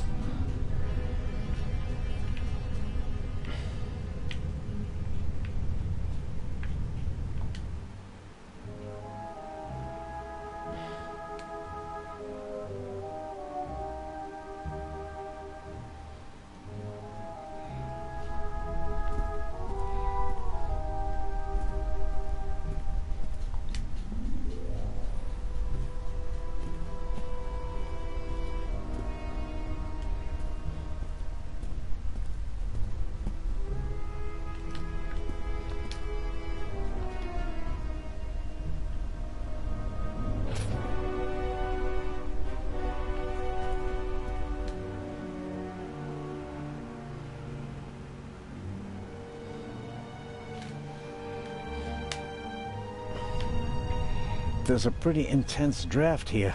The fire is sucking up the oxygen.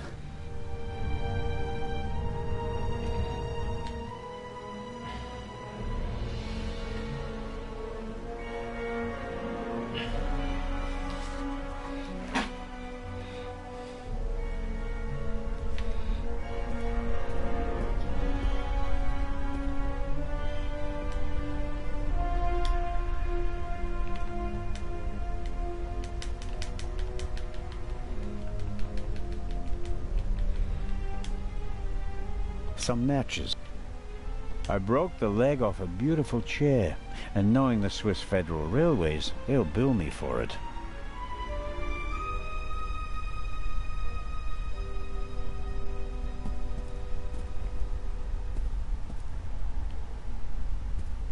The last of the candy has vanished, measured against the explosion. The last of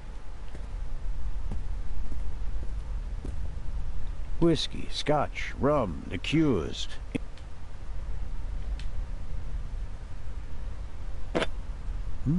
High-proof rum. Could be useful.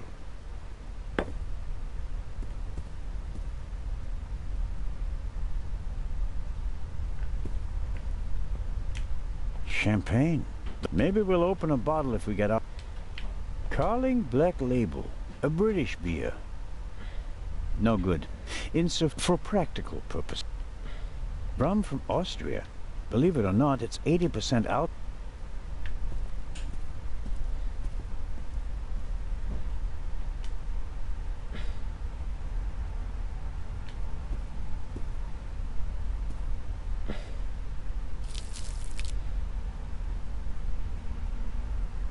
I filled the bowl about a third of the way with rum.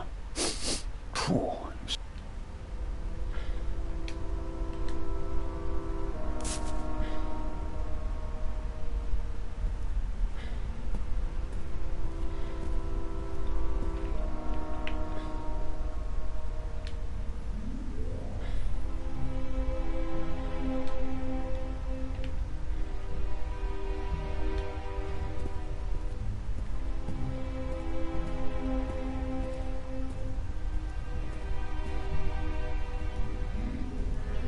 I filled the bowl about a third of the way with rum. Phew.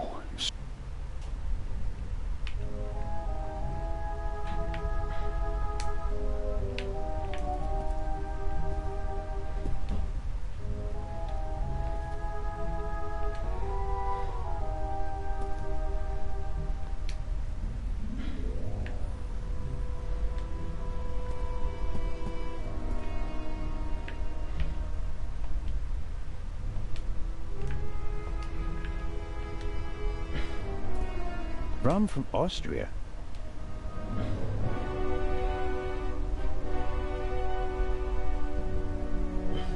That's what I'm trying to fucking do.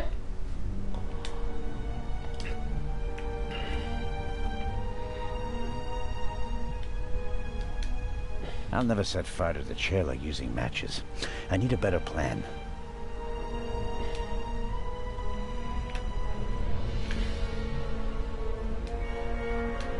I expect the rum will burn like ethanol, but I'd better not test that theory in the bottle.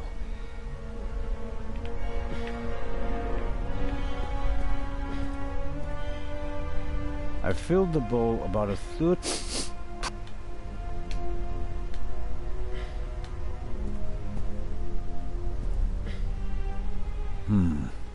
Just as I expected, the alcohol burns with an almost invisible flame. The flame is hot, but it's no use as a light source.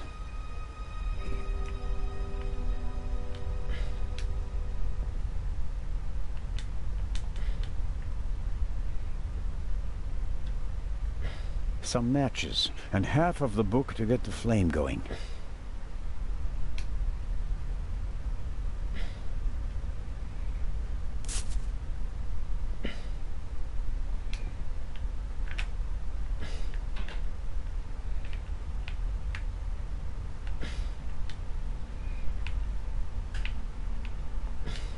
I'll never set fire to the chair like using matches. I need a better plan. Where's the book?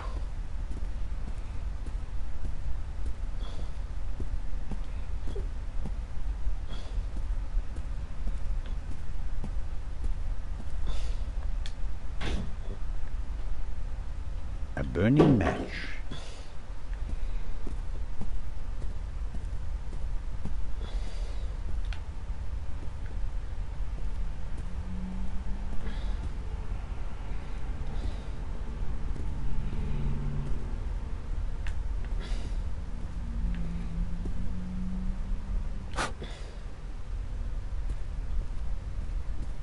I don't see Legrand or the constable, but I can make out the silhouettes of some of the passengers. All the same, the book isn't there. Some matches, and half of the book to get the flame going.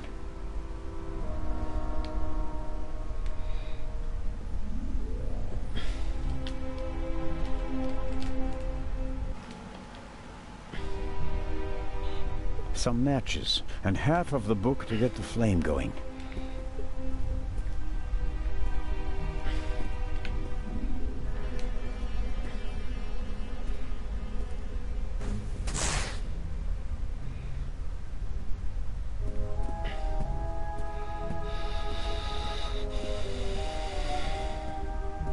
The flame is hot, but the flame is certainly bigger and hotter than a match, but even so...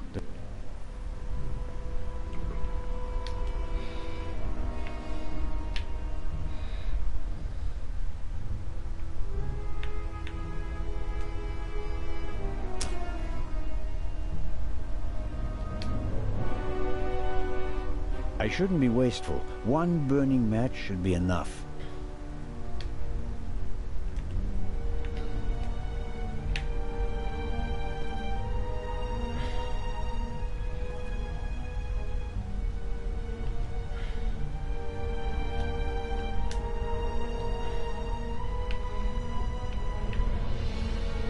The flame is hot.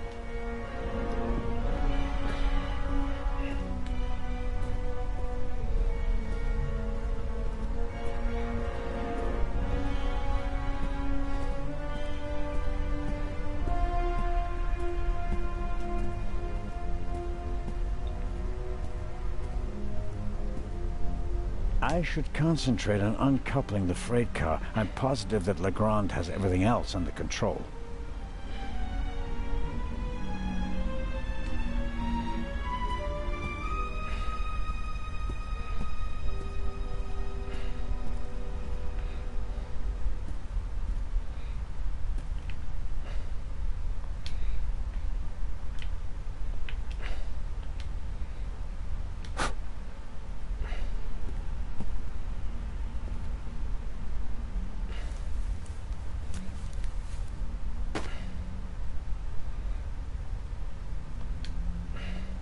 I bought it last week, second-hand. I liked it because it seems to tell a story.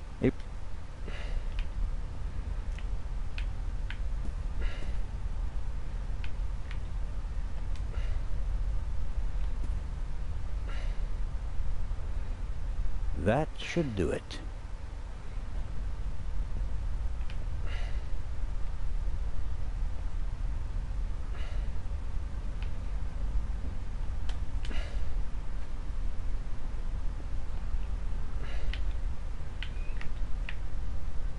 The flame is... The material won't be able to soak up any more alcohol.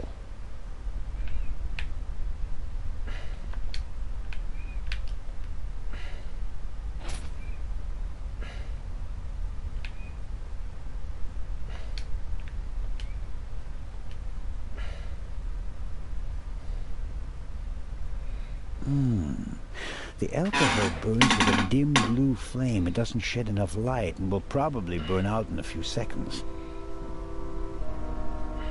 Won't solve my lack of light. I'll have to try something else.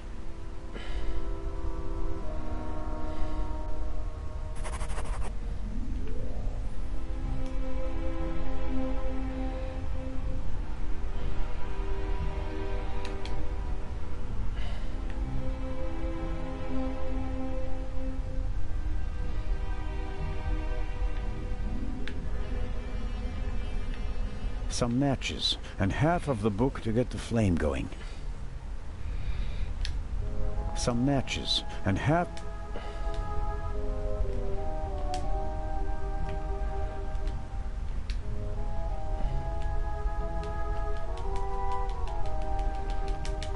Some matches, and half...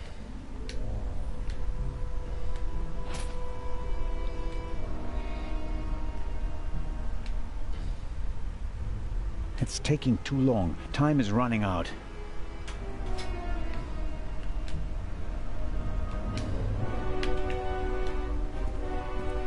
I'll never set fire to the trailer using matches. I need a better plan.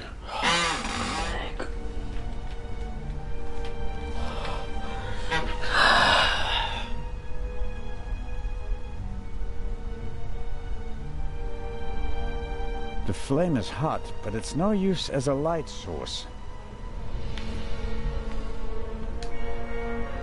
A burning match.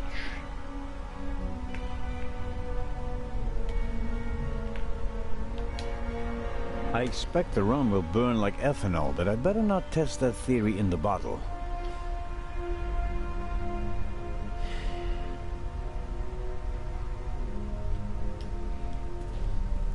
Stand to annoy me. The flame is hot, but it's... It won't set the fucking thing. Honestly. Even if I could set the fabric alight, how would I carry the fire?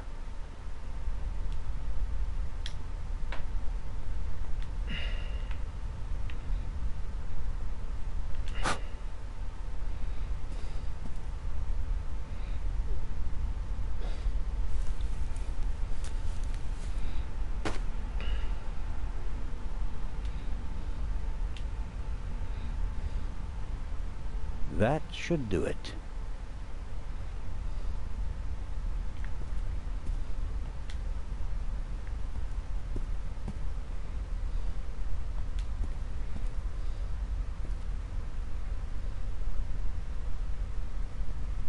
The alcohol on the curtain burns just as darkly as in the bowl. It's no help. Honestly.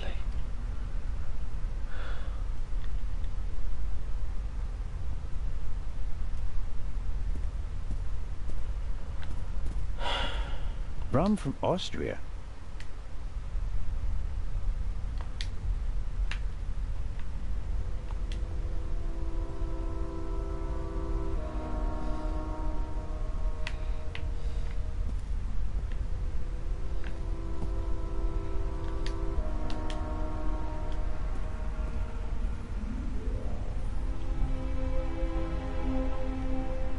That should do it. Can't really say the fabric was eager to soak up the rum. I, on the other hand...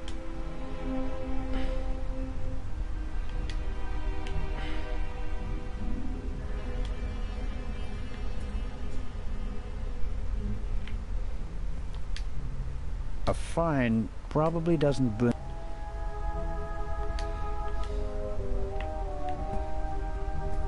The flame is hot.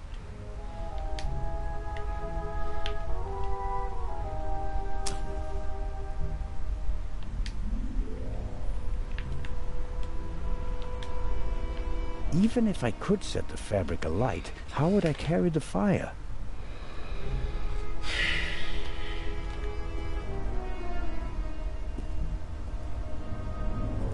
The flame is hot, but it's no use as a light source.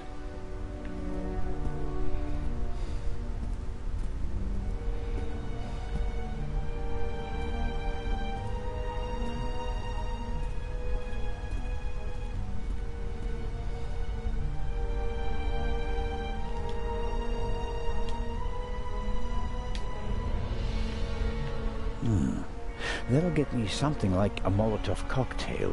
I want light, but I don't want it to come from a wall of flames.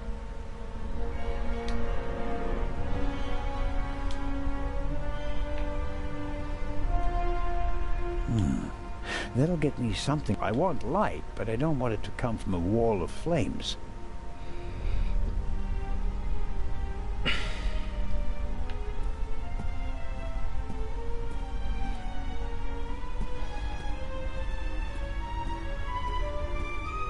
I should concentrate on...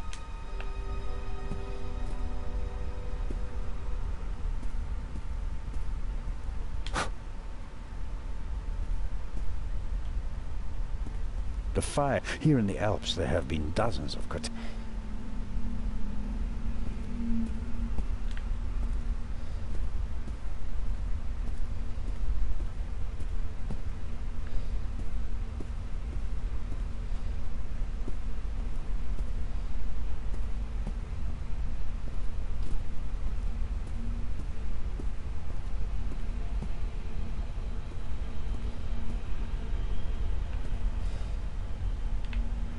The flame is hot, but it's no use as a light.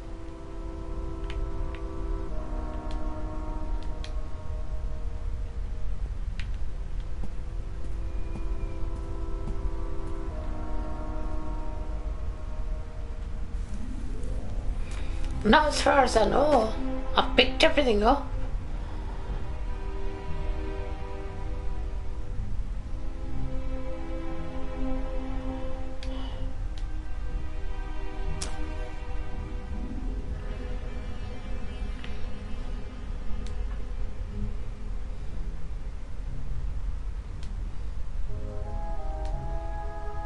The material won't be able to soak up any more alcohol.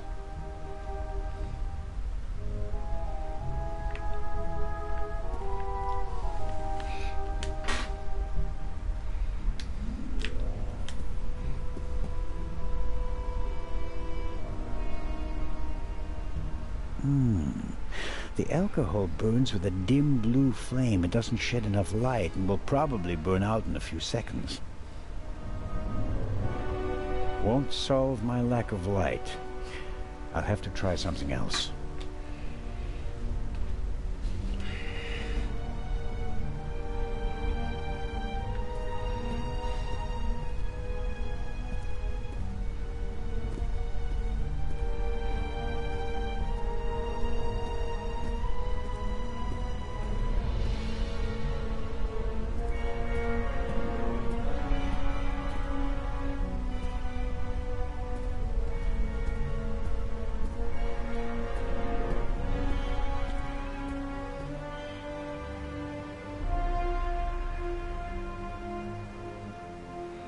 I could do.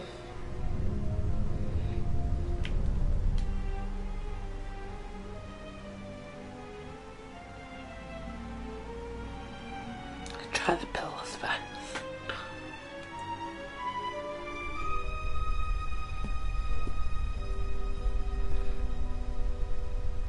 The flame is hot, but it's no use as a light source. Pills for my heart. I'm supposed to take one if I have pain. I haven't needed them yet. I bought it last week. Second, it was...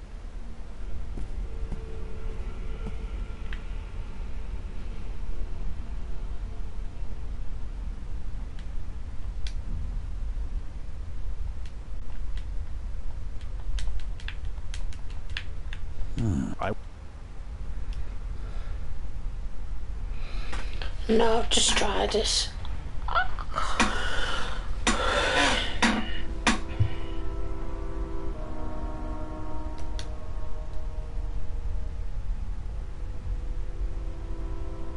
Some matches, and half of the book to get the flame going. Where the fuck's the book though? That's what I want to know.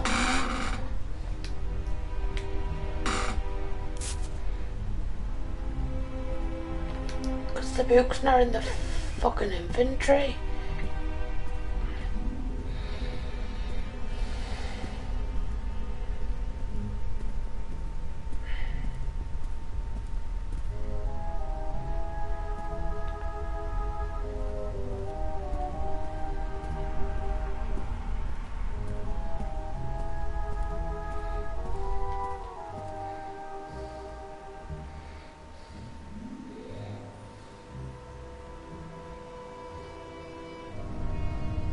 There's a pretty intense draft here. The fire is sucking up the oxygen.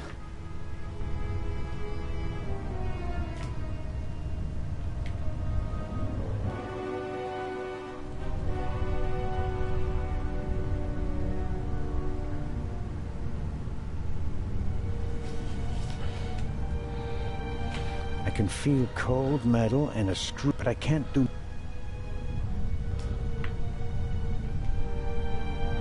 So I have to chuck the whole things into the flame, is that what you're saying?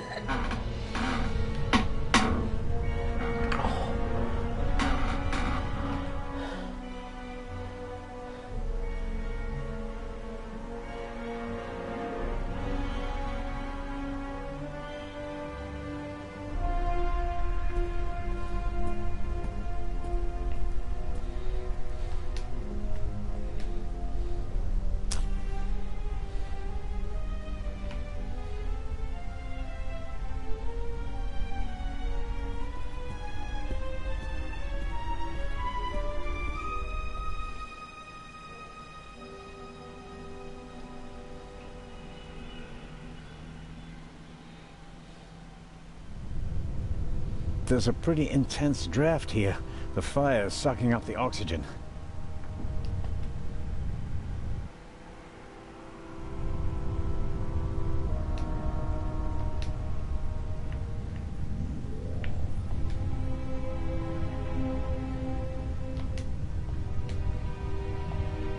I can feel cold metal and a screw thread, and a lot of grease, but I can't do more without light.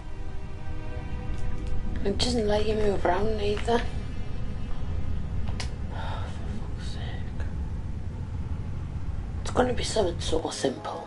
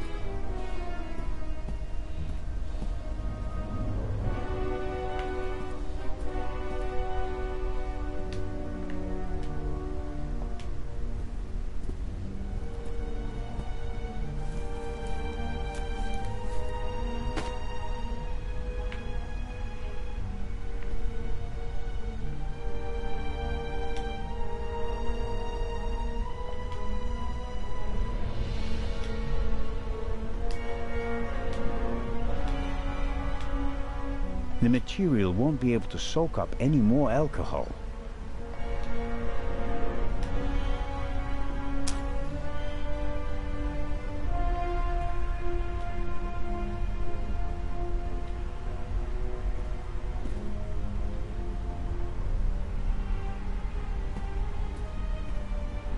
The flame is hot.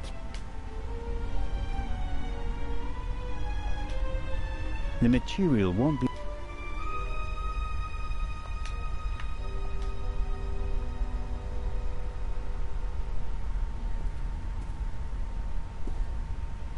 Isn't that you? Fuck's sake. The alcohol burns with a dim blue flame. It doesn't shed enough light and will probably burn out in a few seconds. I'm gonna have to look it up in a minute. Won't solve my lack of light.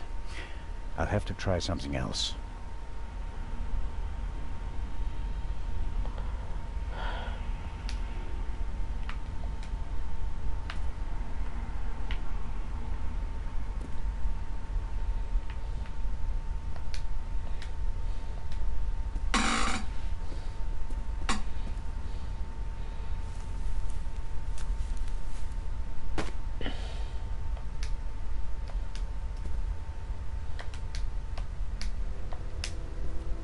The curtain is wrapped around the wood and doused in alcohol. I should be able to light the torch whenever I want.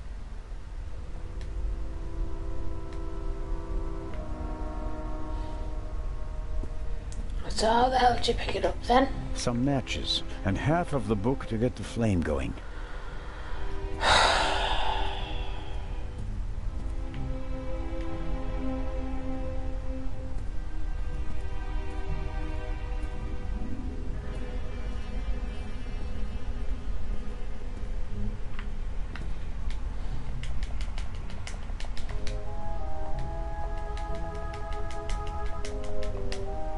Some matches, and half of the book to get the flame going.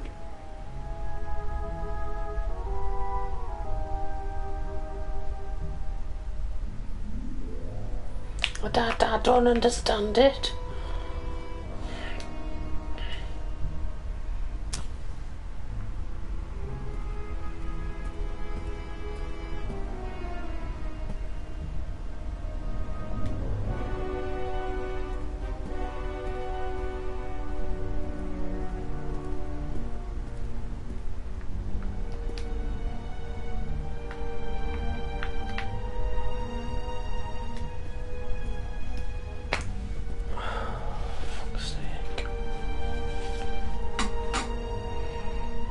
It doesn't let you pick it up and go outside.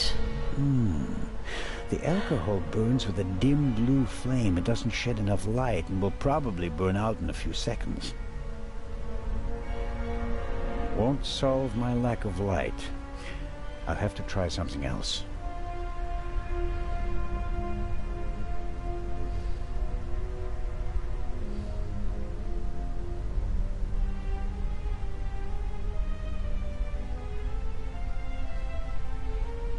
Well, I didn't know it was going to be this fucking difficult.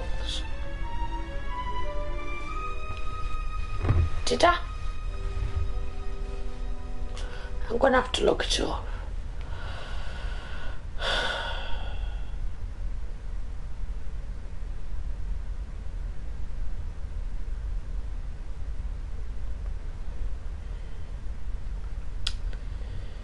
Google.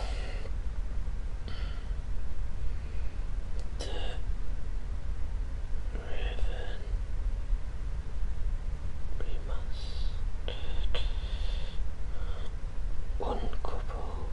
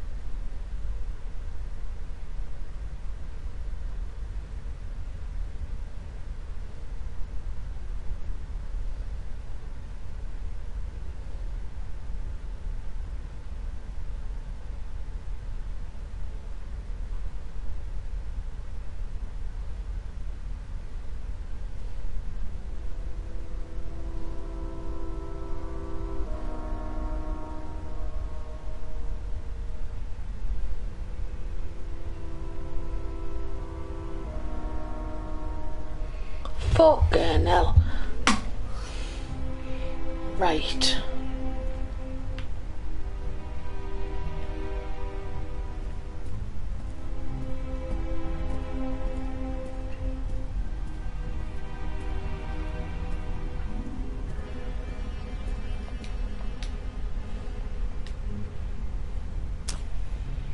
I think I've got an idea.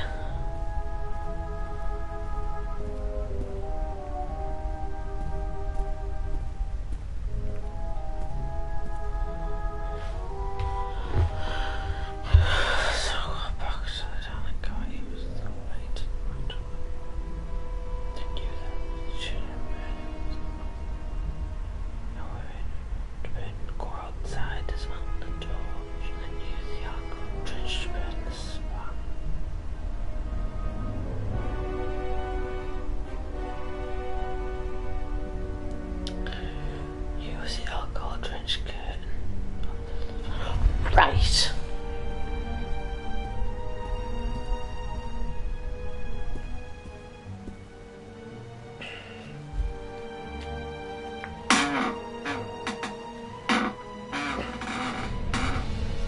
There's a pretty intense draft here. The fire is sucking up the oxygen.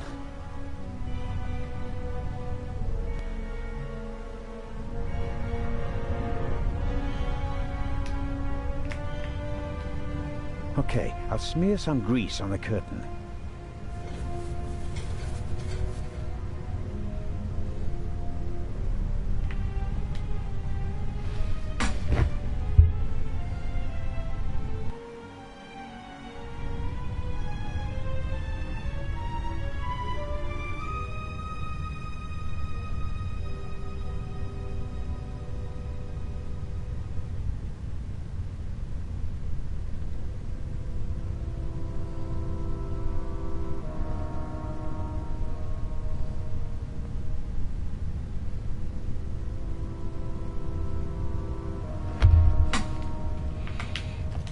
I think that's it. See, I would never have got that without reading it.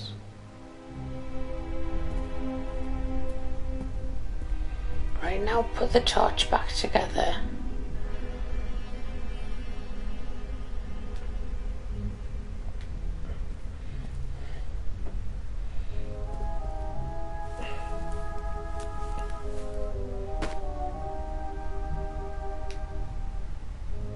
Some matches, and half the material won't be able.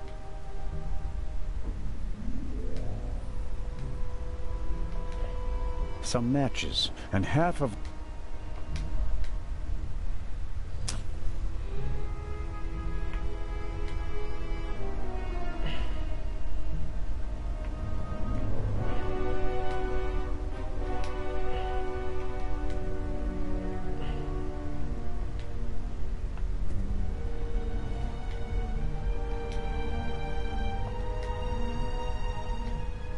the material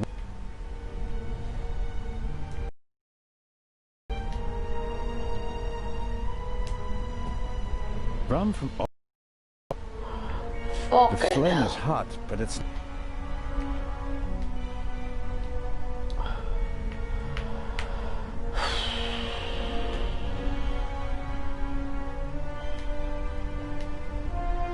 the material won't be able to soak up any.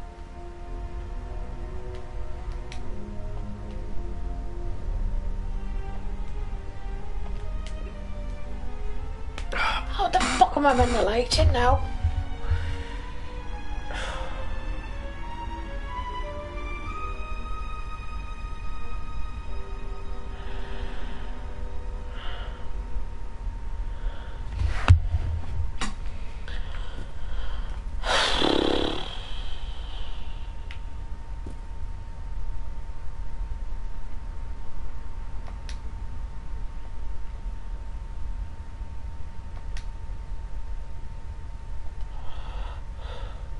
Oil and grease burn bright and hot, but they also require a hot flame to combust. A normal match won't do the trick. A burning match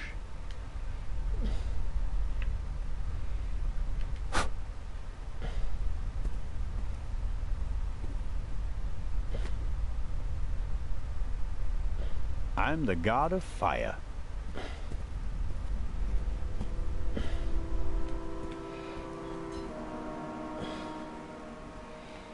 Oh my God, honestly. That was so stressful.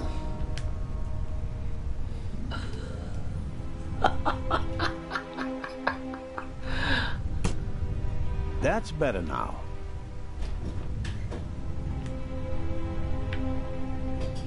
A lever on a pressure sleeve running along a thread. Incredibly basic mechanism.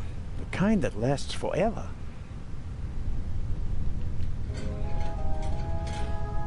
Won't budge. Too much tension on the coupling.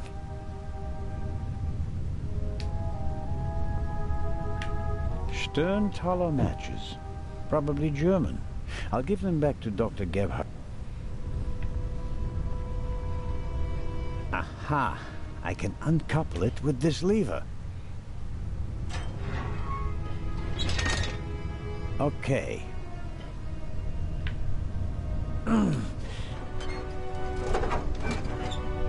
There we go. Time to get out of here. Oh, and it only took like 6 hours to do.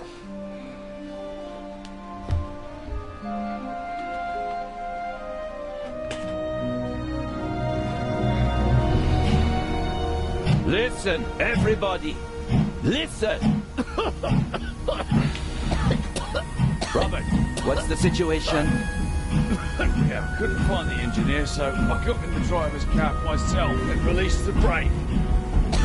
All right. Good job. You too. Listen, please. Matty! Where's Matt? Where's my son? Relax, madame. I'm sure... Help! Matty! No!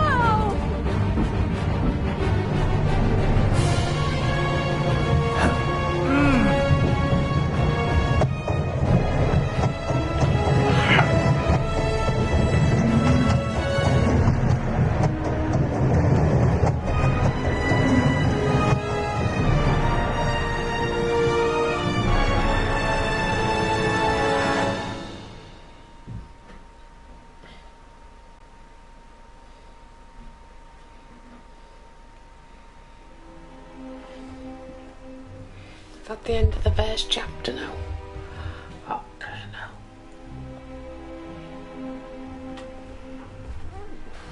Oh, that's cold. No one's been there 2 hours. Matt, where are you? Oh.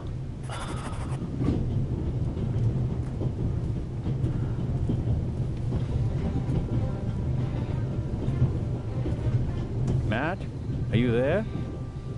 Nothing.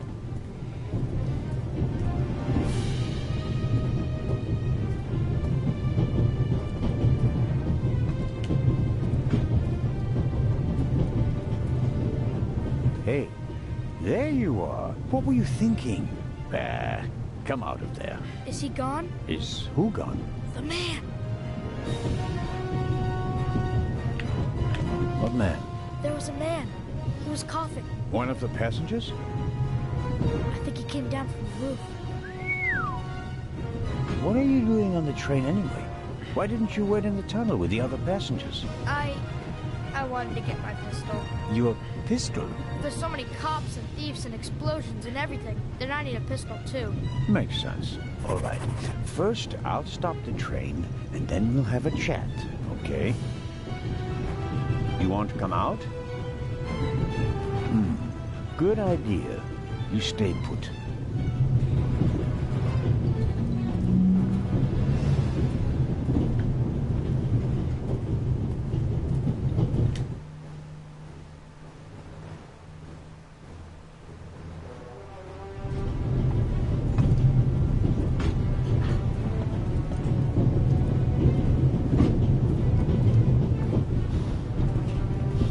This door leads to the tender. It will be uncomfortable, no doubt, but I don't think that the flames are directly behind the door. I suppose there's a relatively safe space in the lee of the tender where one could stay a little while. I need to stop the train as quickly as possible. There's nothing I can do about the coal fire.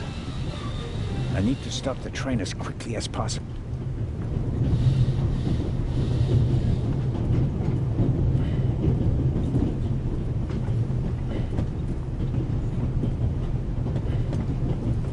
This door leads to the tender.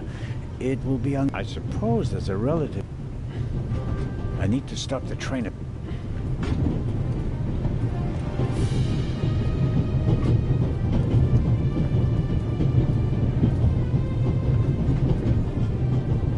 An access for emergencies. If this isn't an emergency, I don't know what is.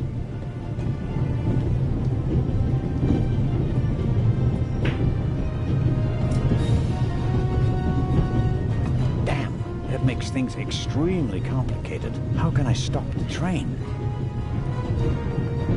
The emergency brake either was damaged in the explosion or was sabotaged. But whatever, it's not working.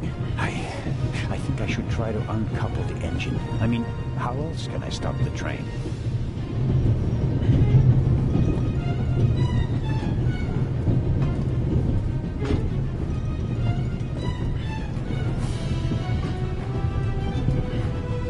If the emergency brake doesn't work, I'll have to try something else.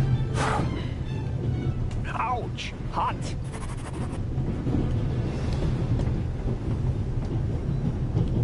This door, I suppose... The handle is already too hot to touch.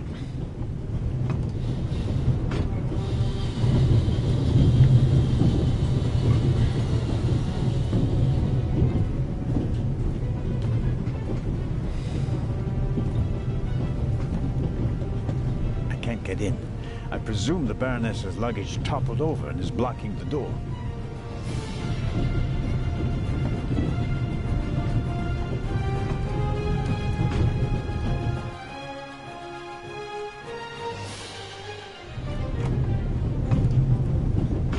Professor Lucien's suitcase. Unlike the leather bag, he left it behind when he fled the train with the other passengers. I don't think there's anything interesting in it.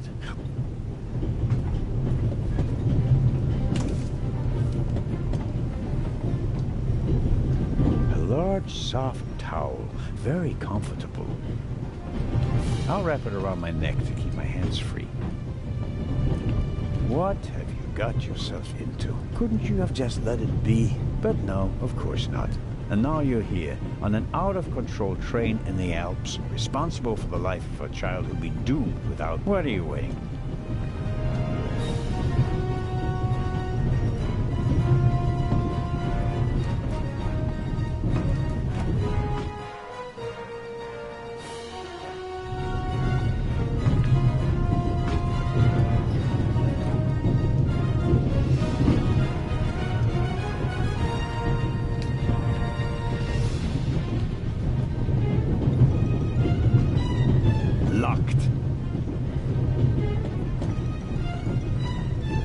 This door leads to the... I suppose...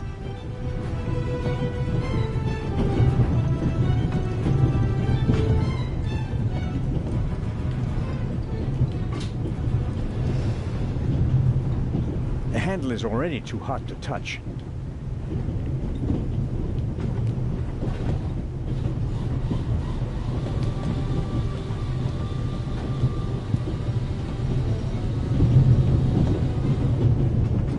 Locked.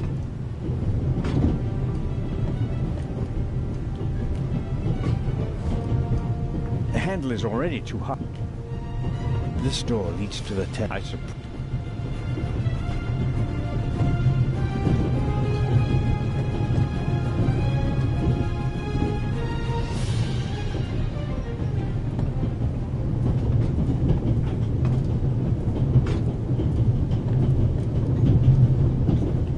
They see out of the window because of the smoke. I don't know how much coal is burning on the tender up there, but it must be tons. I can't do anything about the fire.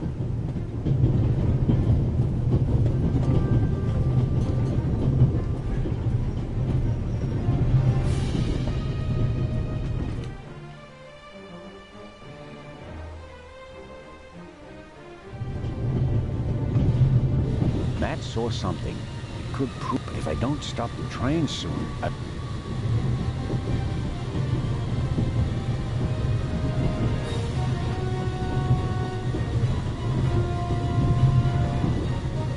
engine and the coal tender are burning stronger and hotter.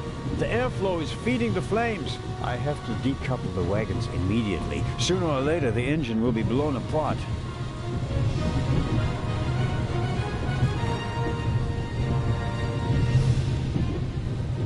Jumping off is not an option. We're going much too fast.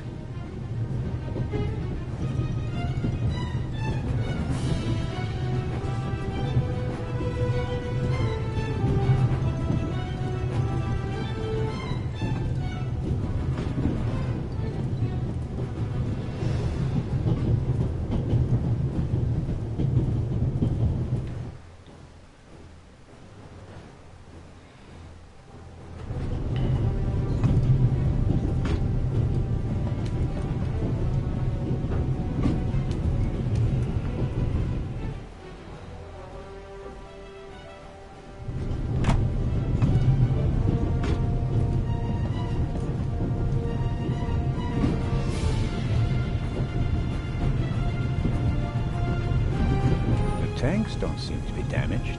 The water is still running.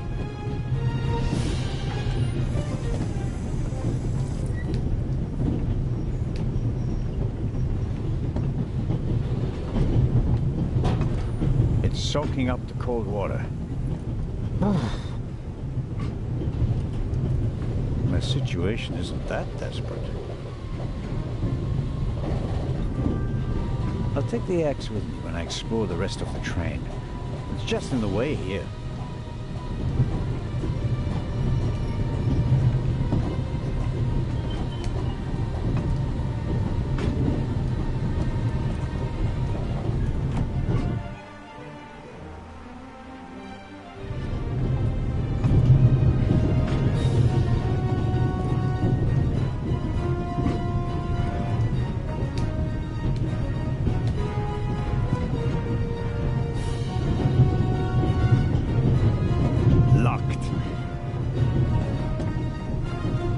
The handle is already too hot to touch.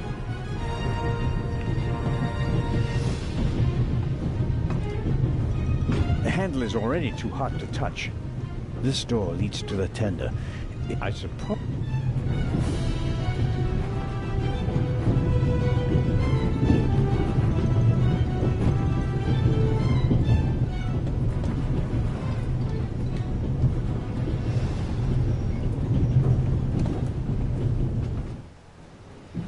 There must be a clue in here somewhere.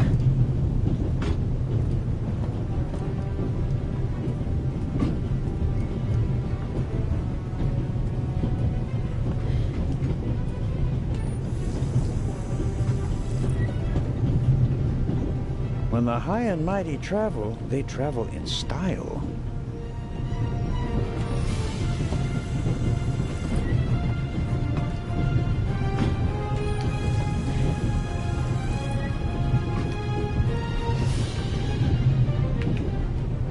No, the towel is already wet enough. When the high and mighty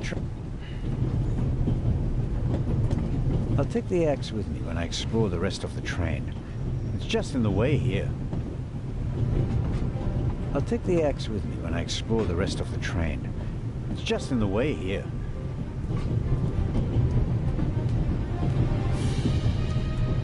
I've tried to do the lock with the axe, but it doesn't let you.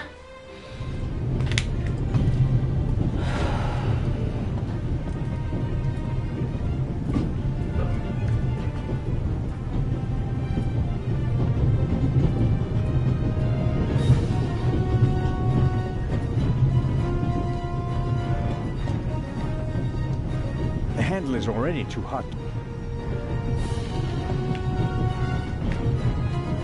Okay, we'll do it the hard way. Oh. I forgot you could do it that way.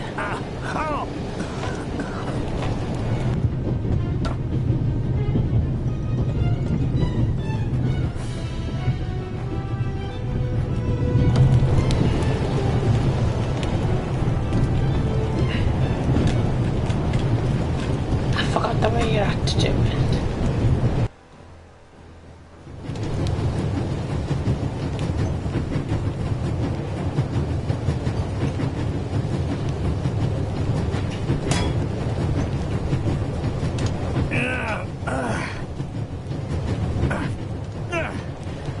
should do the trick. The coupling won't release because it's under too much tension. The engine is pulling the cars and its full force is acting on the coupling. It's just a hook, but it won't budge like that. The engine is pulling the cars. It's just a hook, but it won't budge like that. I bought it second-hand last week. I like it. A new one.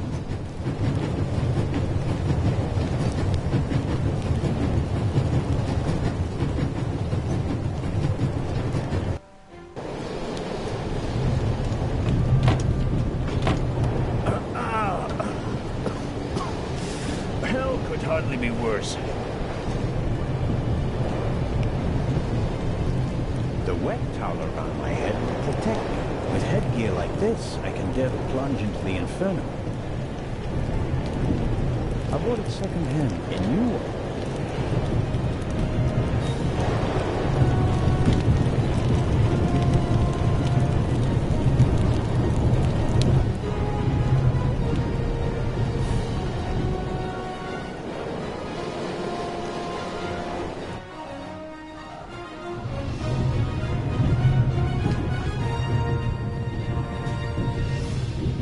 Hasn't grasped the gravity of the situation yet, which is good, as I can't take care of him and the train. Matt saw something. It could prove, but if I don't stop the trains...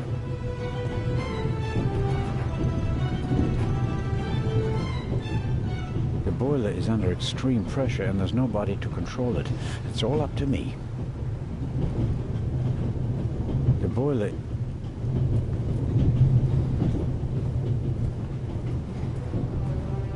Jumping off is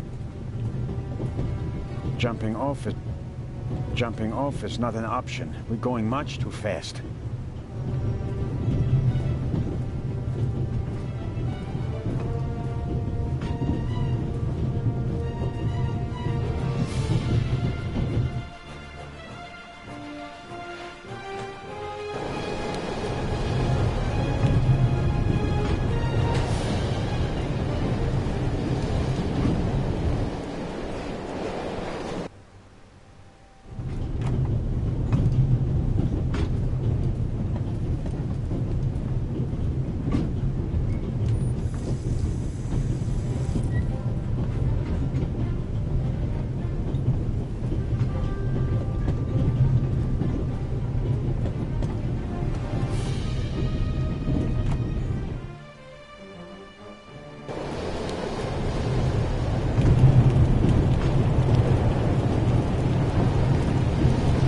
Locomotive is controlled chaos.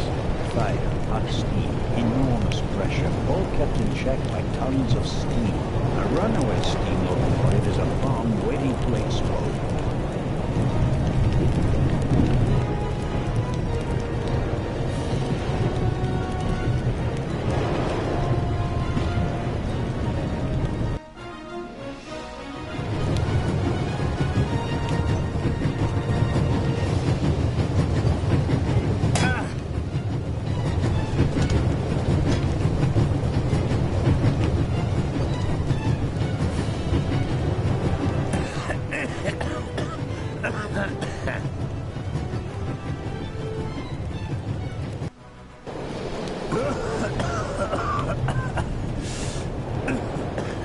That's not just smoke. I can actually taste lumps of ash. It's time for my deputy sheriff's story.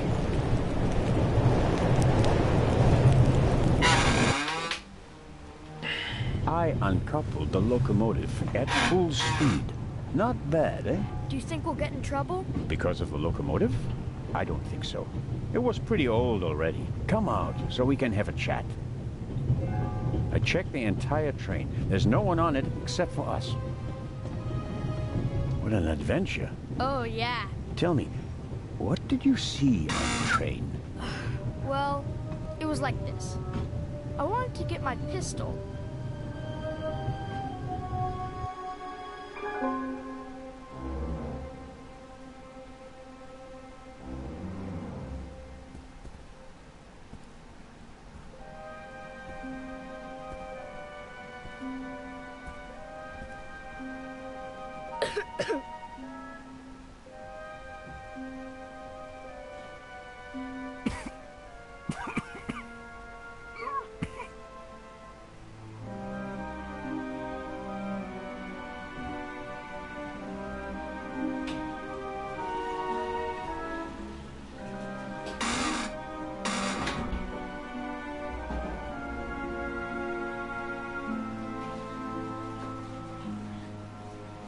Achoo!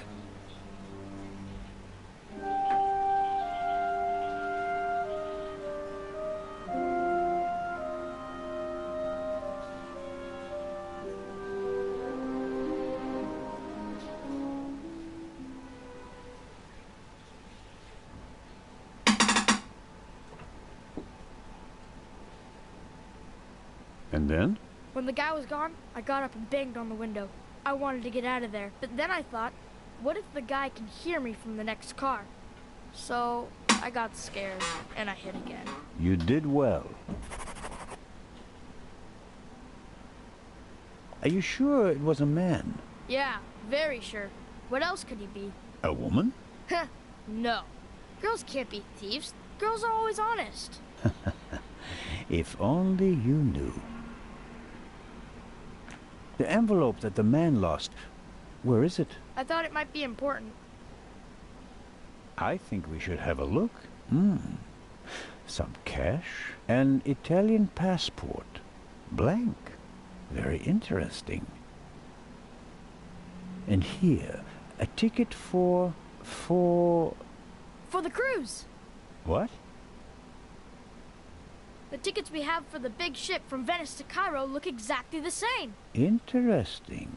May I keep it? What do you want to do with it? Take a They're all vacation. going to bloody Cairo.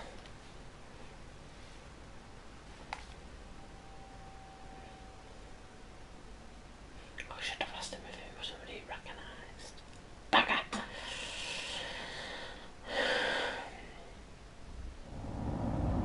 It's evidence. And my chance to go with you. The ticket and everything else in the envelope are part of my investigation. And you have no part to play in Cairo. If I hadn't given you the envelope, you'd have no proof that the Raven's heir would be on the ship. Ugh.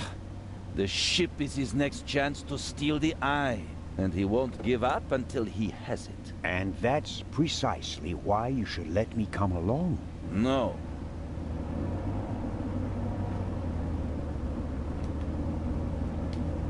I deserve to come along. What you did was extraordinary. Far more than anyone could have a right to expect from you. And you still want to leave me behind? You met our foe and barely escaped with your life. You may not be that lucky next time. It wasn't luck. You can return to Switzerland with your head held high. Enjoy your triumph. I have not achieved anything yet. The Fiend tried to kill us, and he's still at large.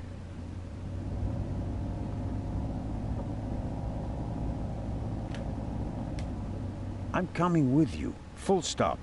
The thief was able to place 10 sticks of dynamite in a cash box right under my nose. For all we know, you could already be sitting on the next bomb.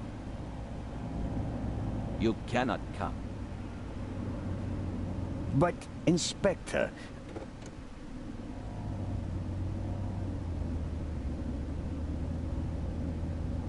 We're here.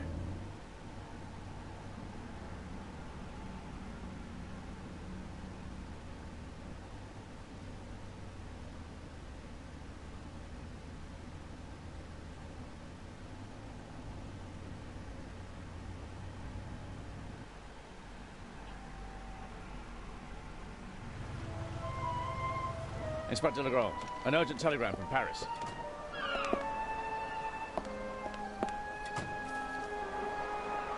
Bad news?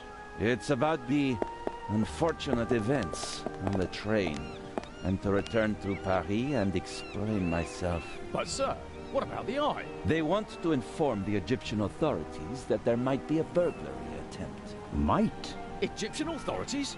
What if the jewel is stolen at sea? I know. I never received it. Keep a close watch on the loading of the eye, Robert. Aye, sir. It was a pleasure meeting you, Constable Zelda.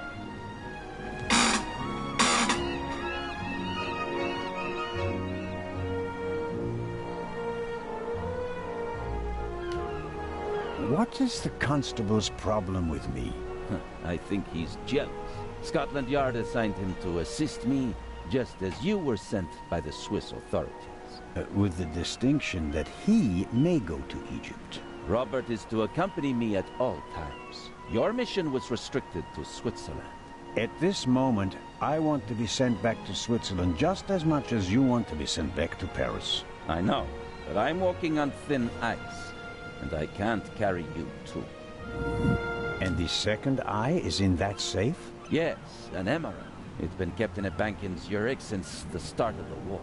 I personally took it out of the bank vault, and Professor Lucien certified that it was the real thing. And while a fake jewel was sent by train, the real one was brought here in an armored car. How is it protected? You can only open the safe if you have 3 special keys. Professor Lucien has one, and Baroness von Trebitz, who's paying for all this, has the second. The third was sent by air courier to Dr. Abbas Mokhtar, the director of the Egyptian Museum in Cairo. So, not even you could possibly open the safe before it arrives in Egypt. That's correct. We don't want to make it too easy for potential thieves. Commendable. I hope you're aware of the fact that you're risking your career. Indeed I am.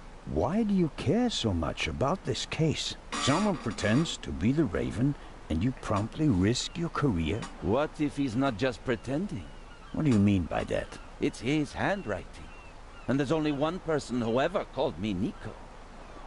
Have you ever considered the possibility that I shot the wrong man? But what do you mean by that? Let us assume, just for a moment, that the person I shot and who fell from the roof was not the Raven. Who would have cared enough to uncover the truth? The chief of police, the politicians? No. They wanted to revel in a successful manhunt, and it was the best thing that could have happened to the Raven. The search for him was over. He had no reason to fear me anymore. I had so many medals afterwards that he could hear them jingling kilometers away. And now he's back? And you're the only one who can stop him? Does that sound probable to you? The feathers, the letters, Nico. No one outside the police force knew that the Raven used to call me that in his letters. Policemen gossip, and there are plenty of forgers.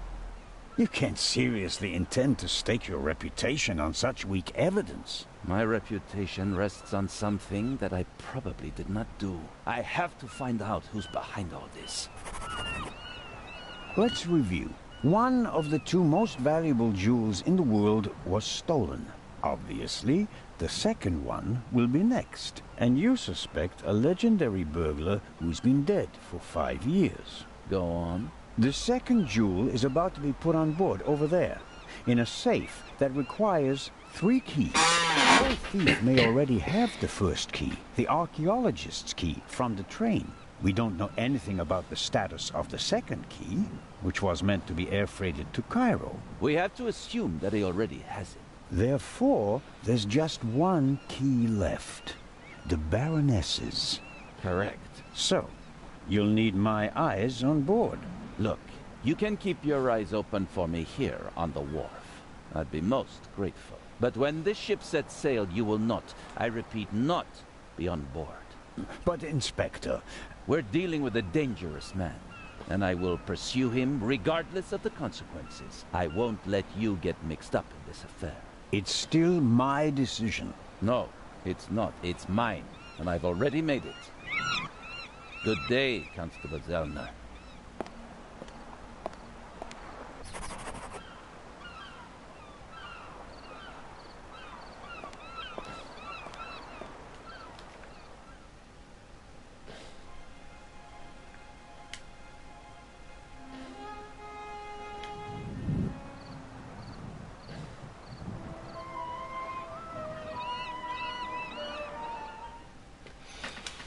Right.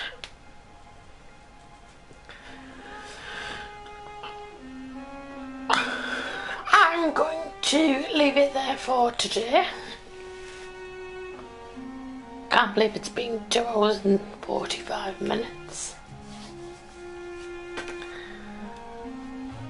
So thank you for watching, and I'll see you again soon.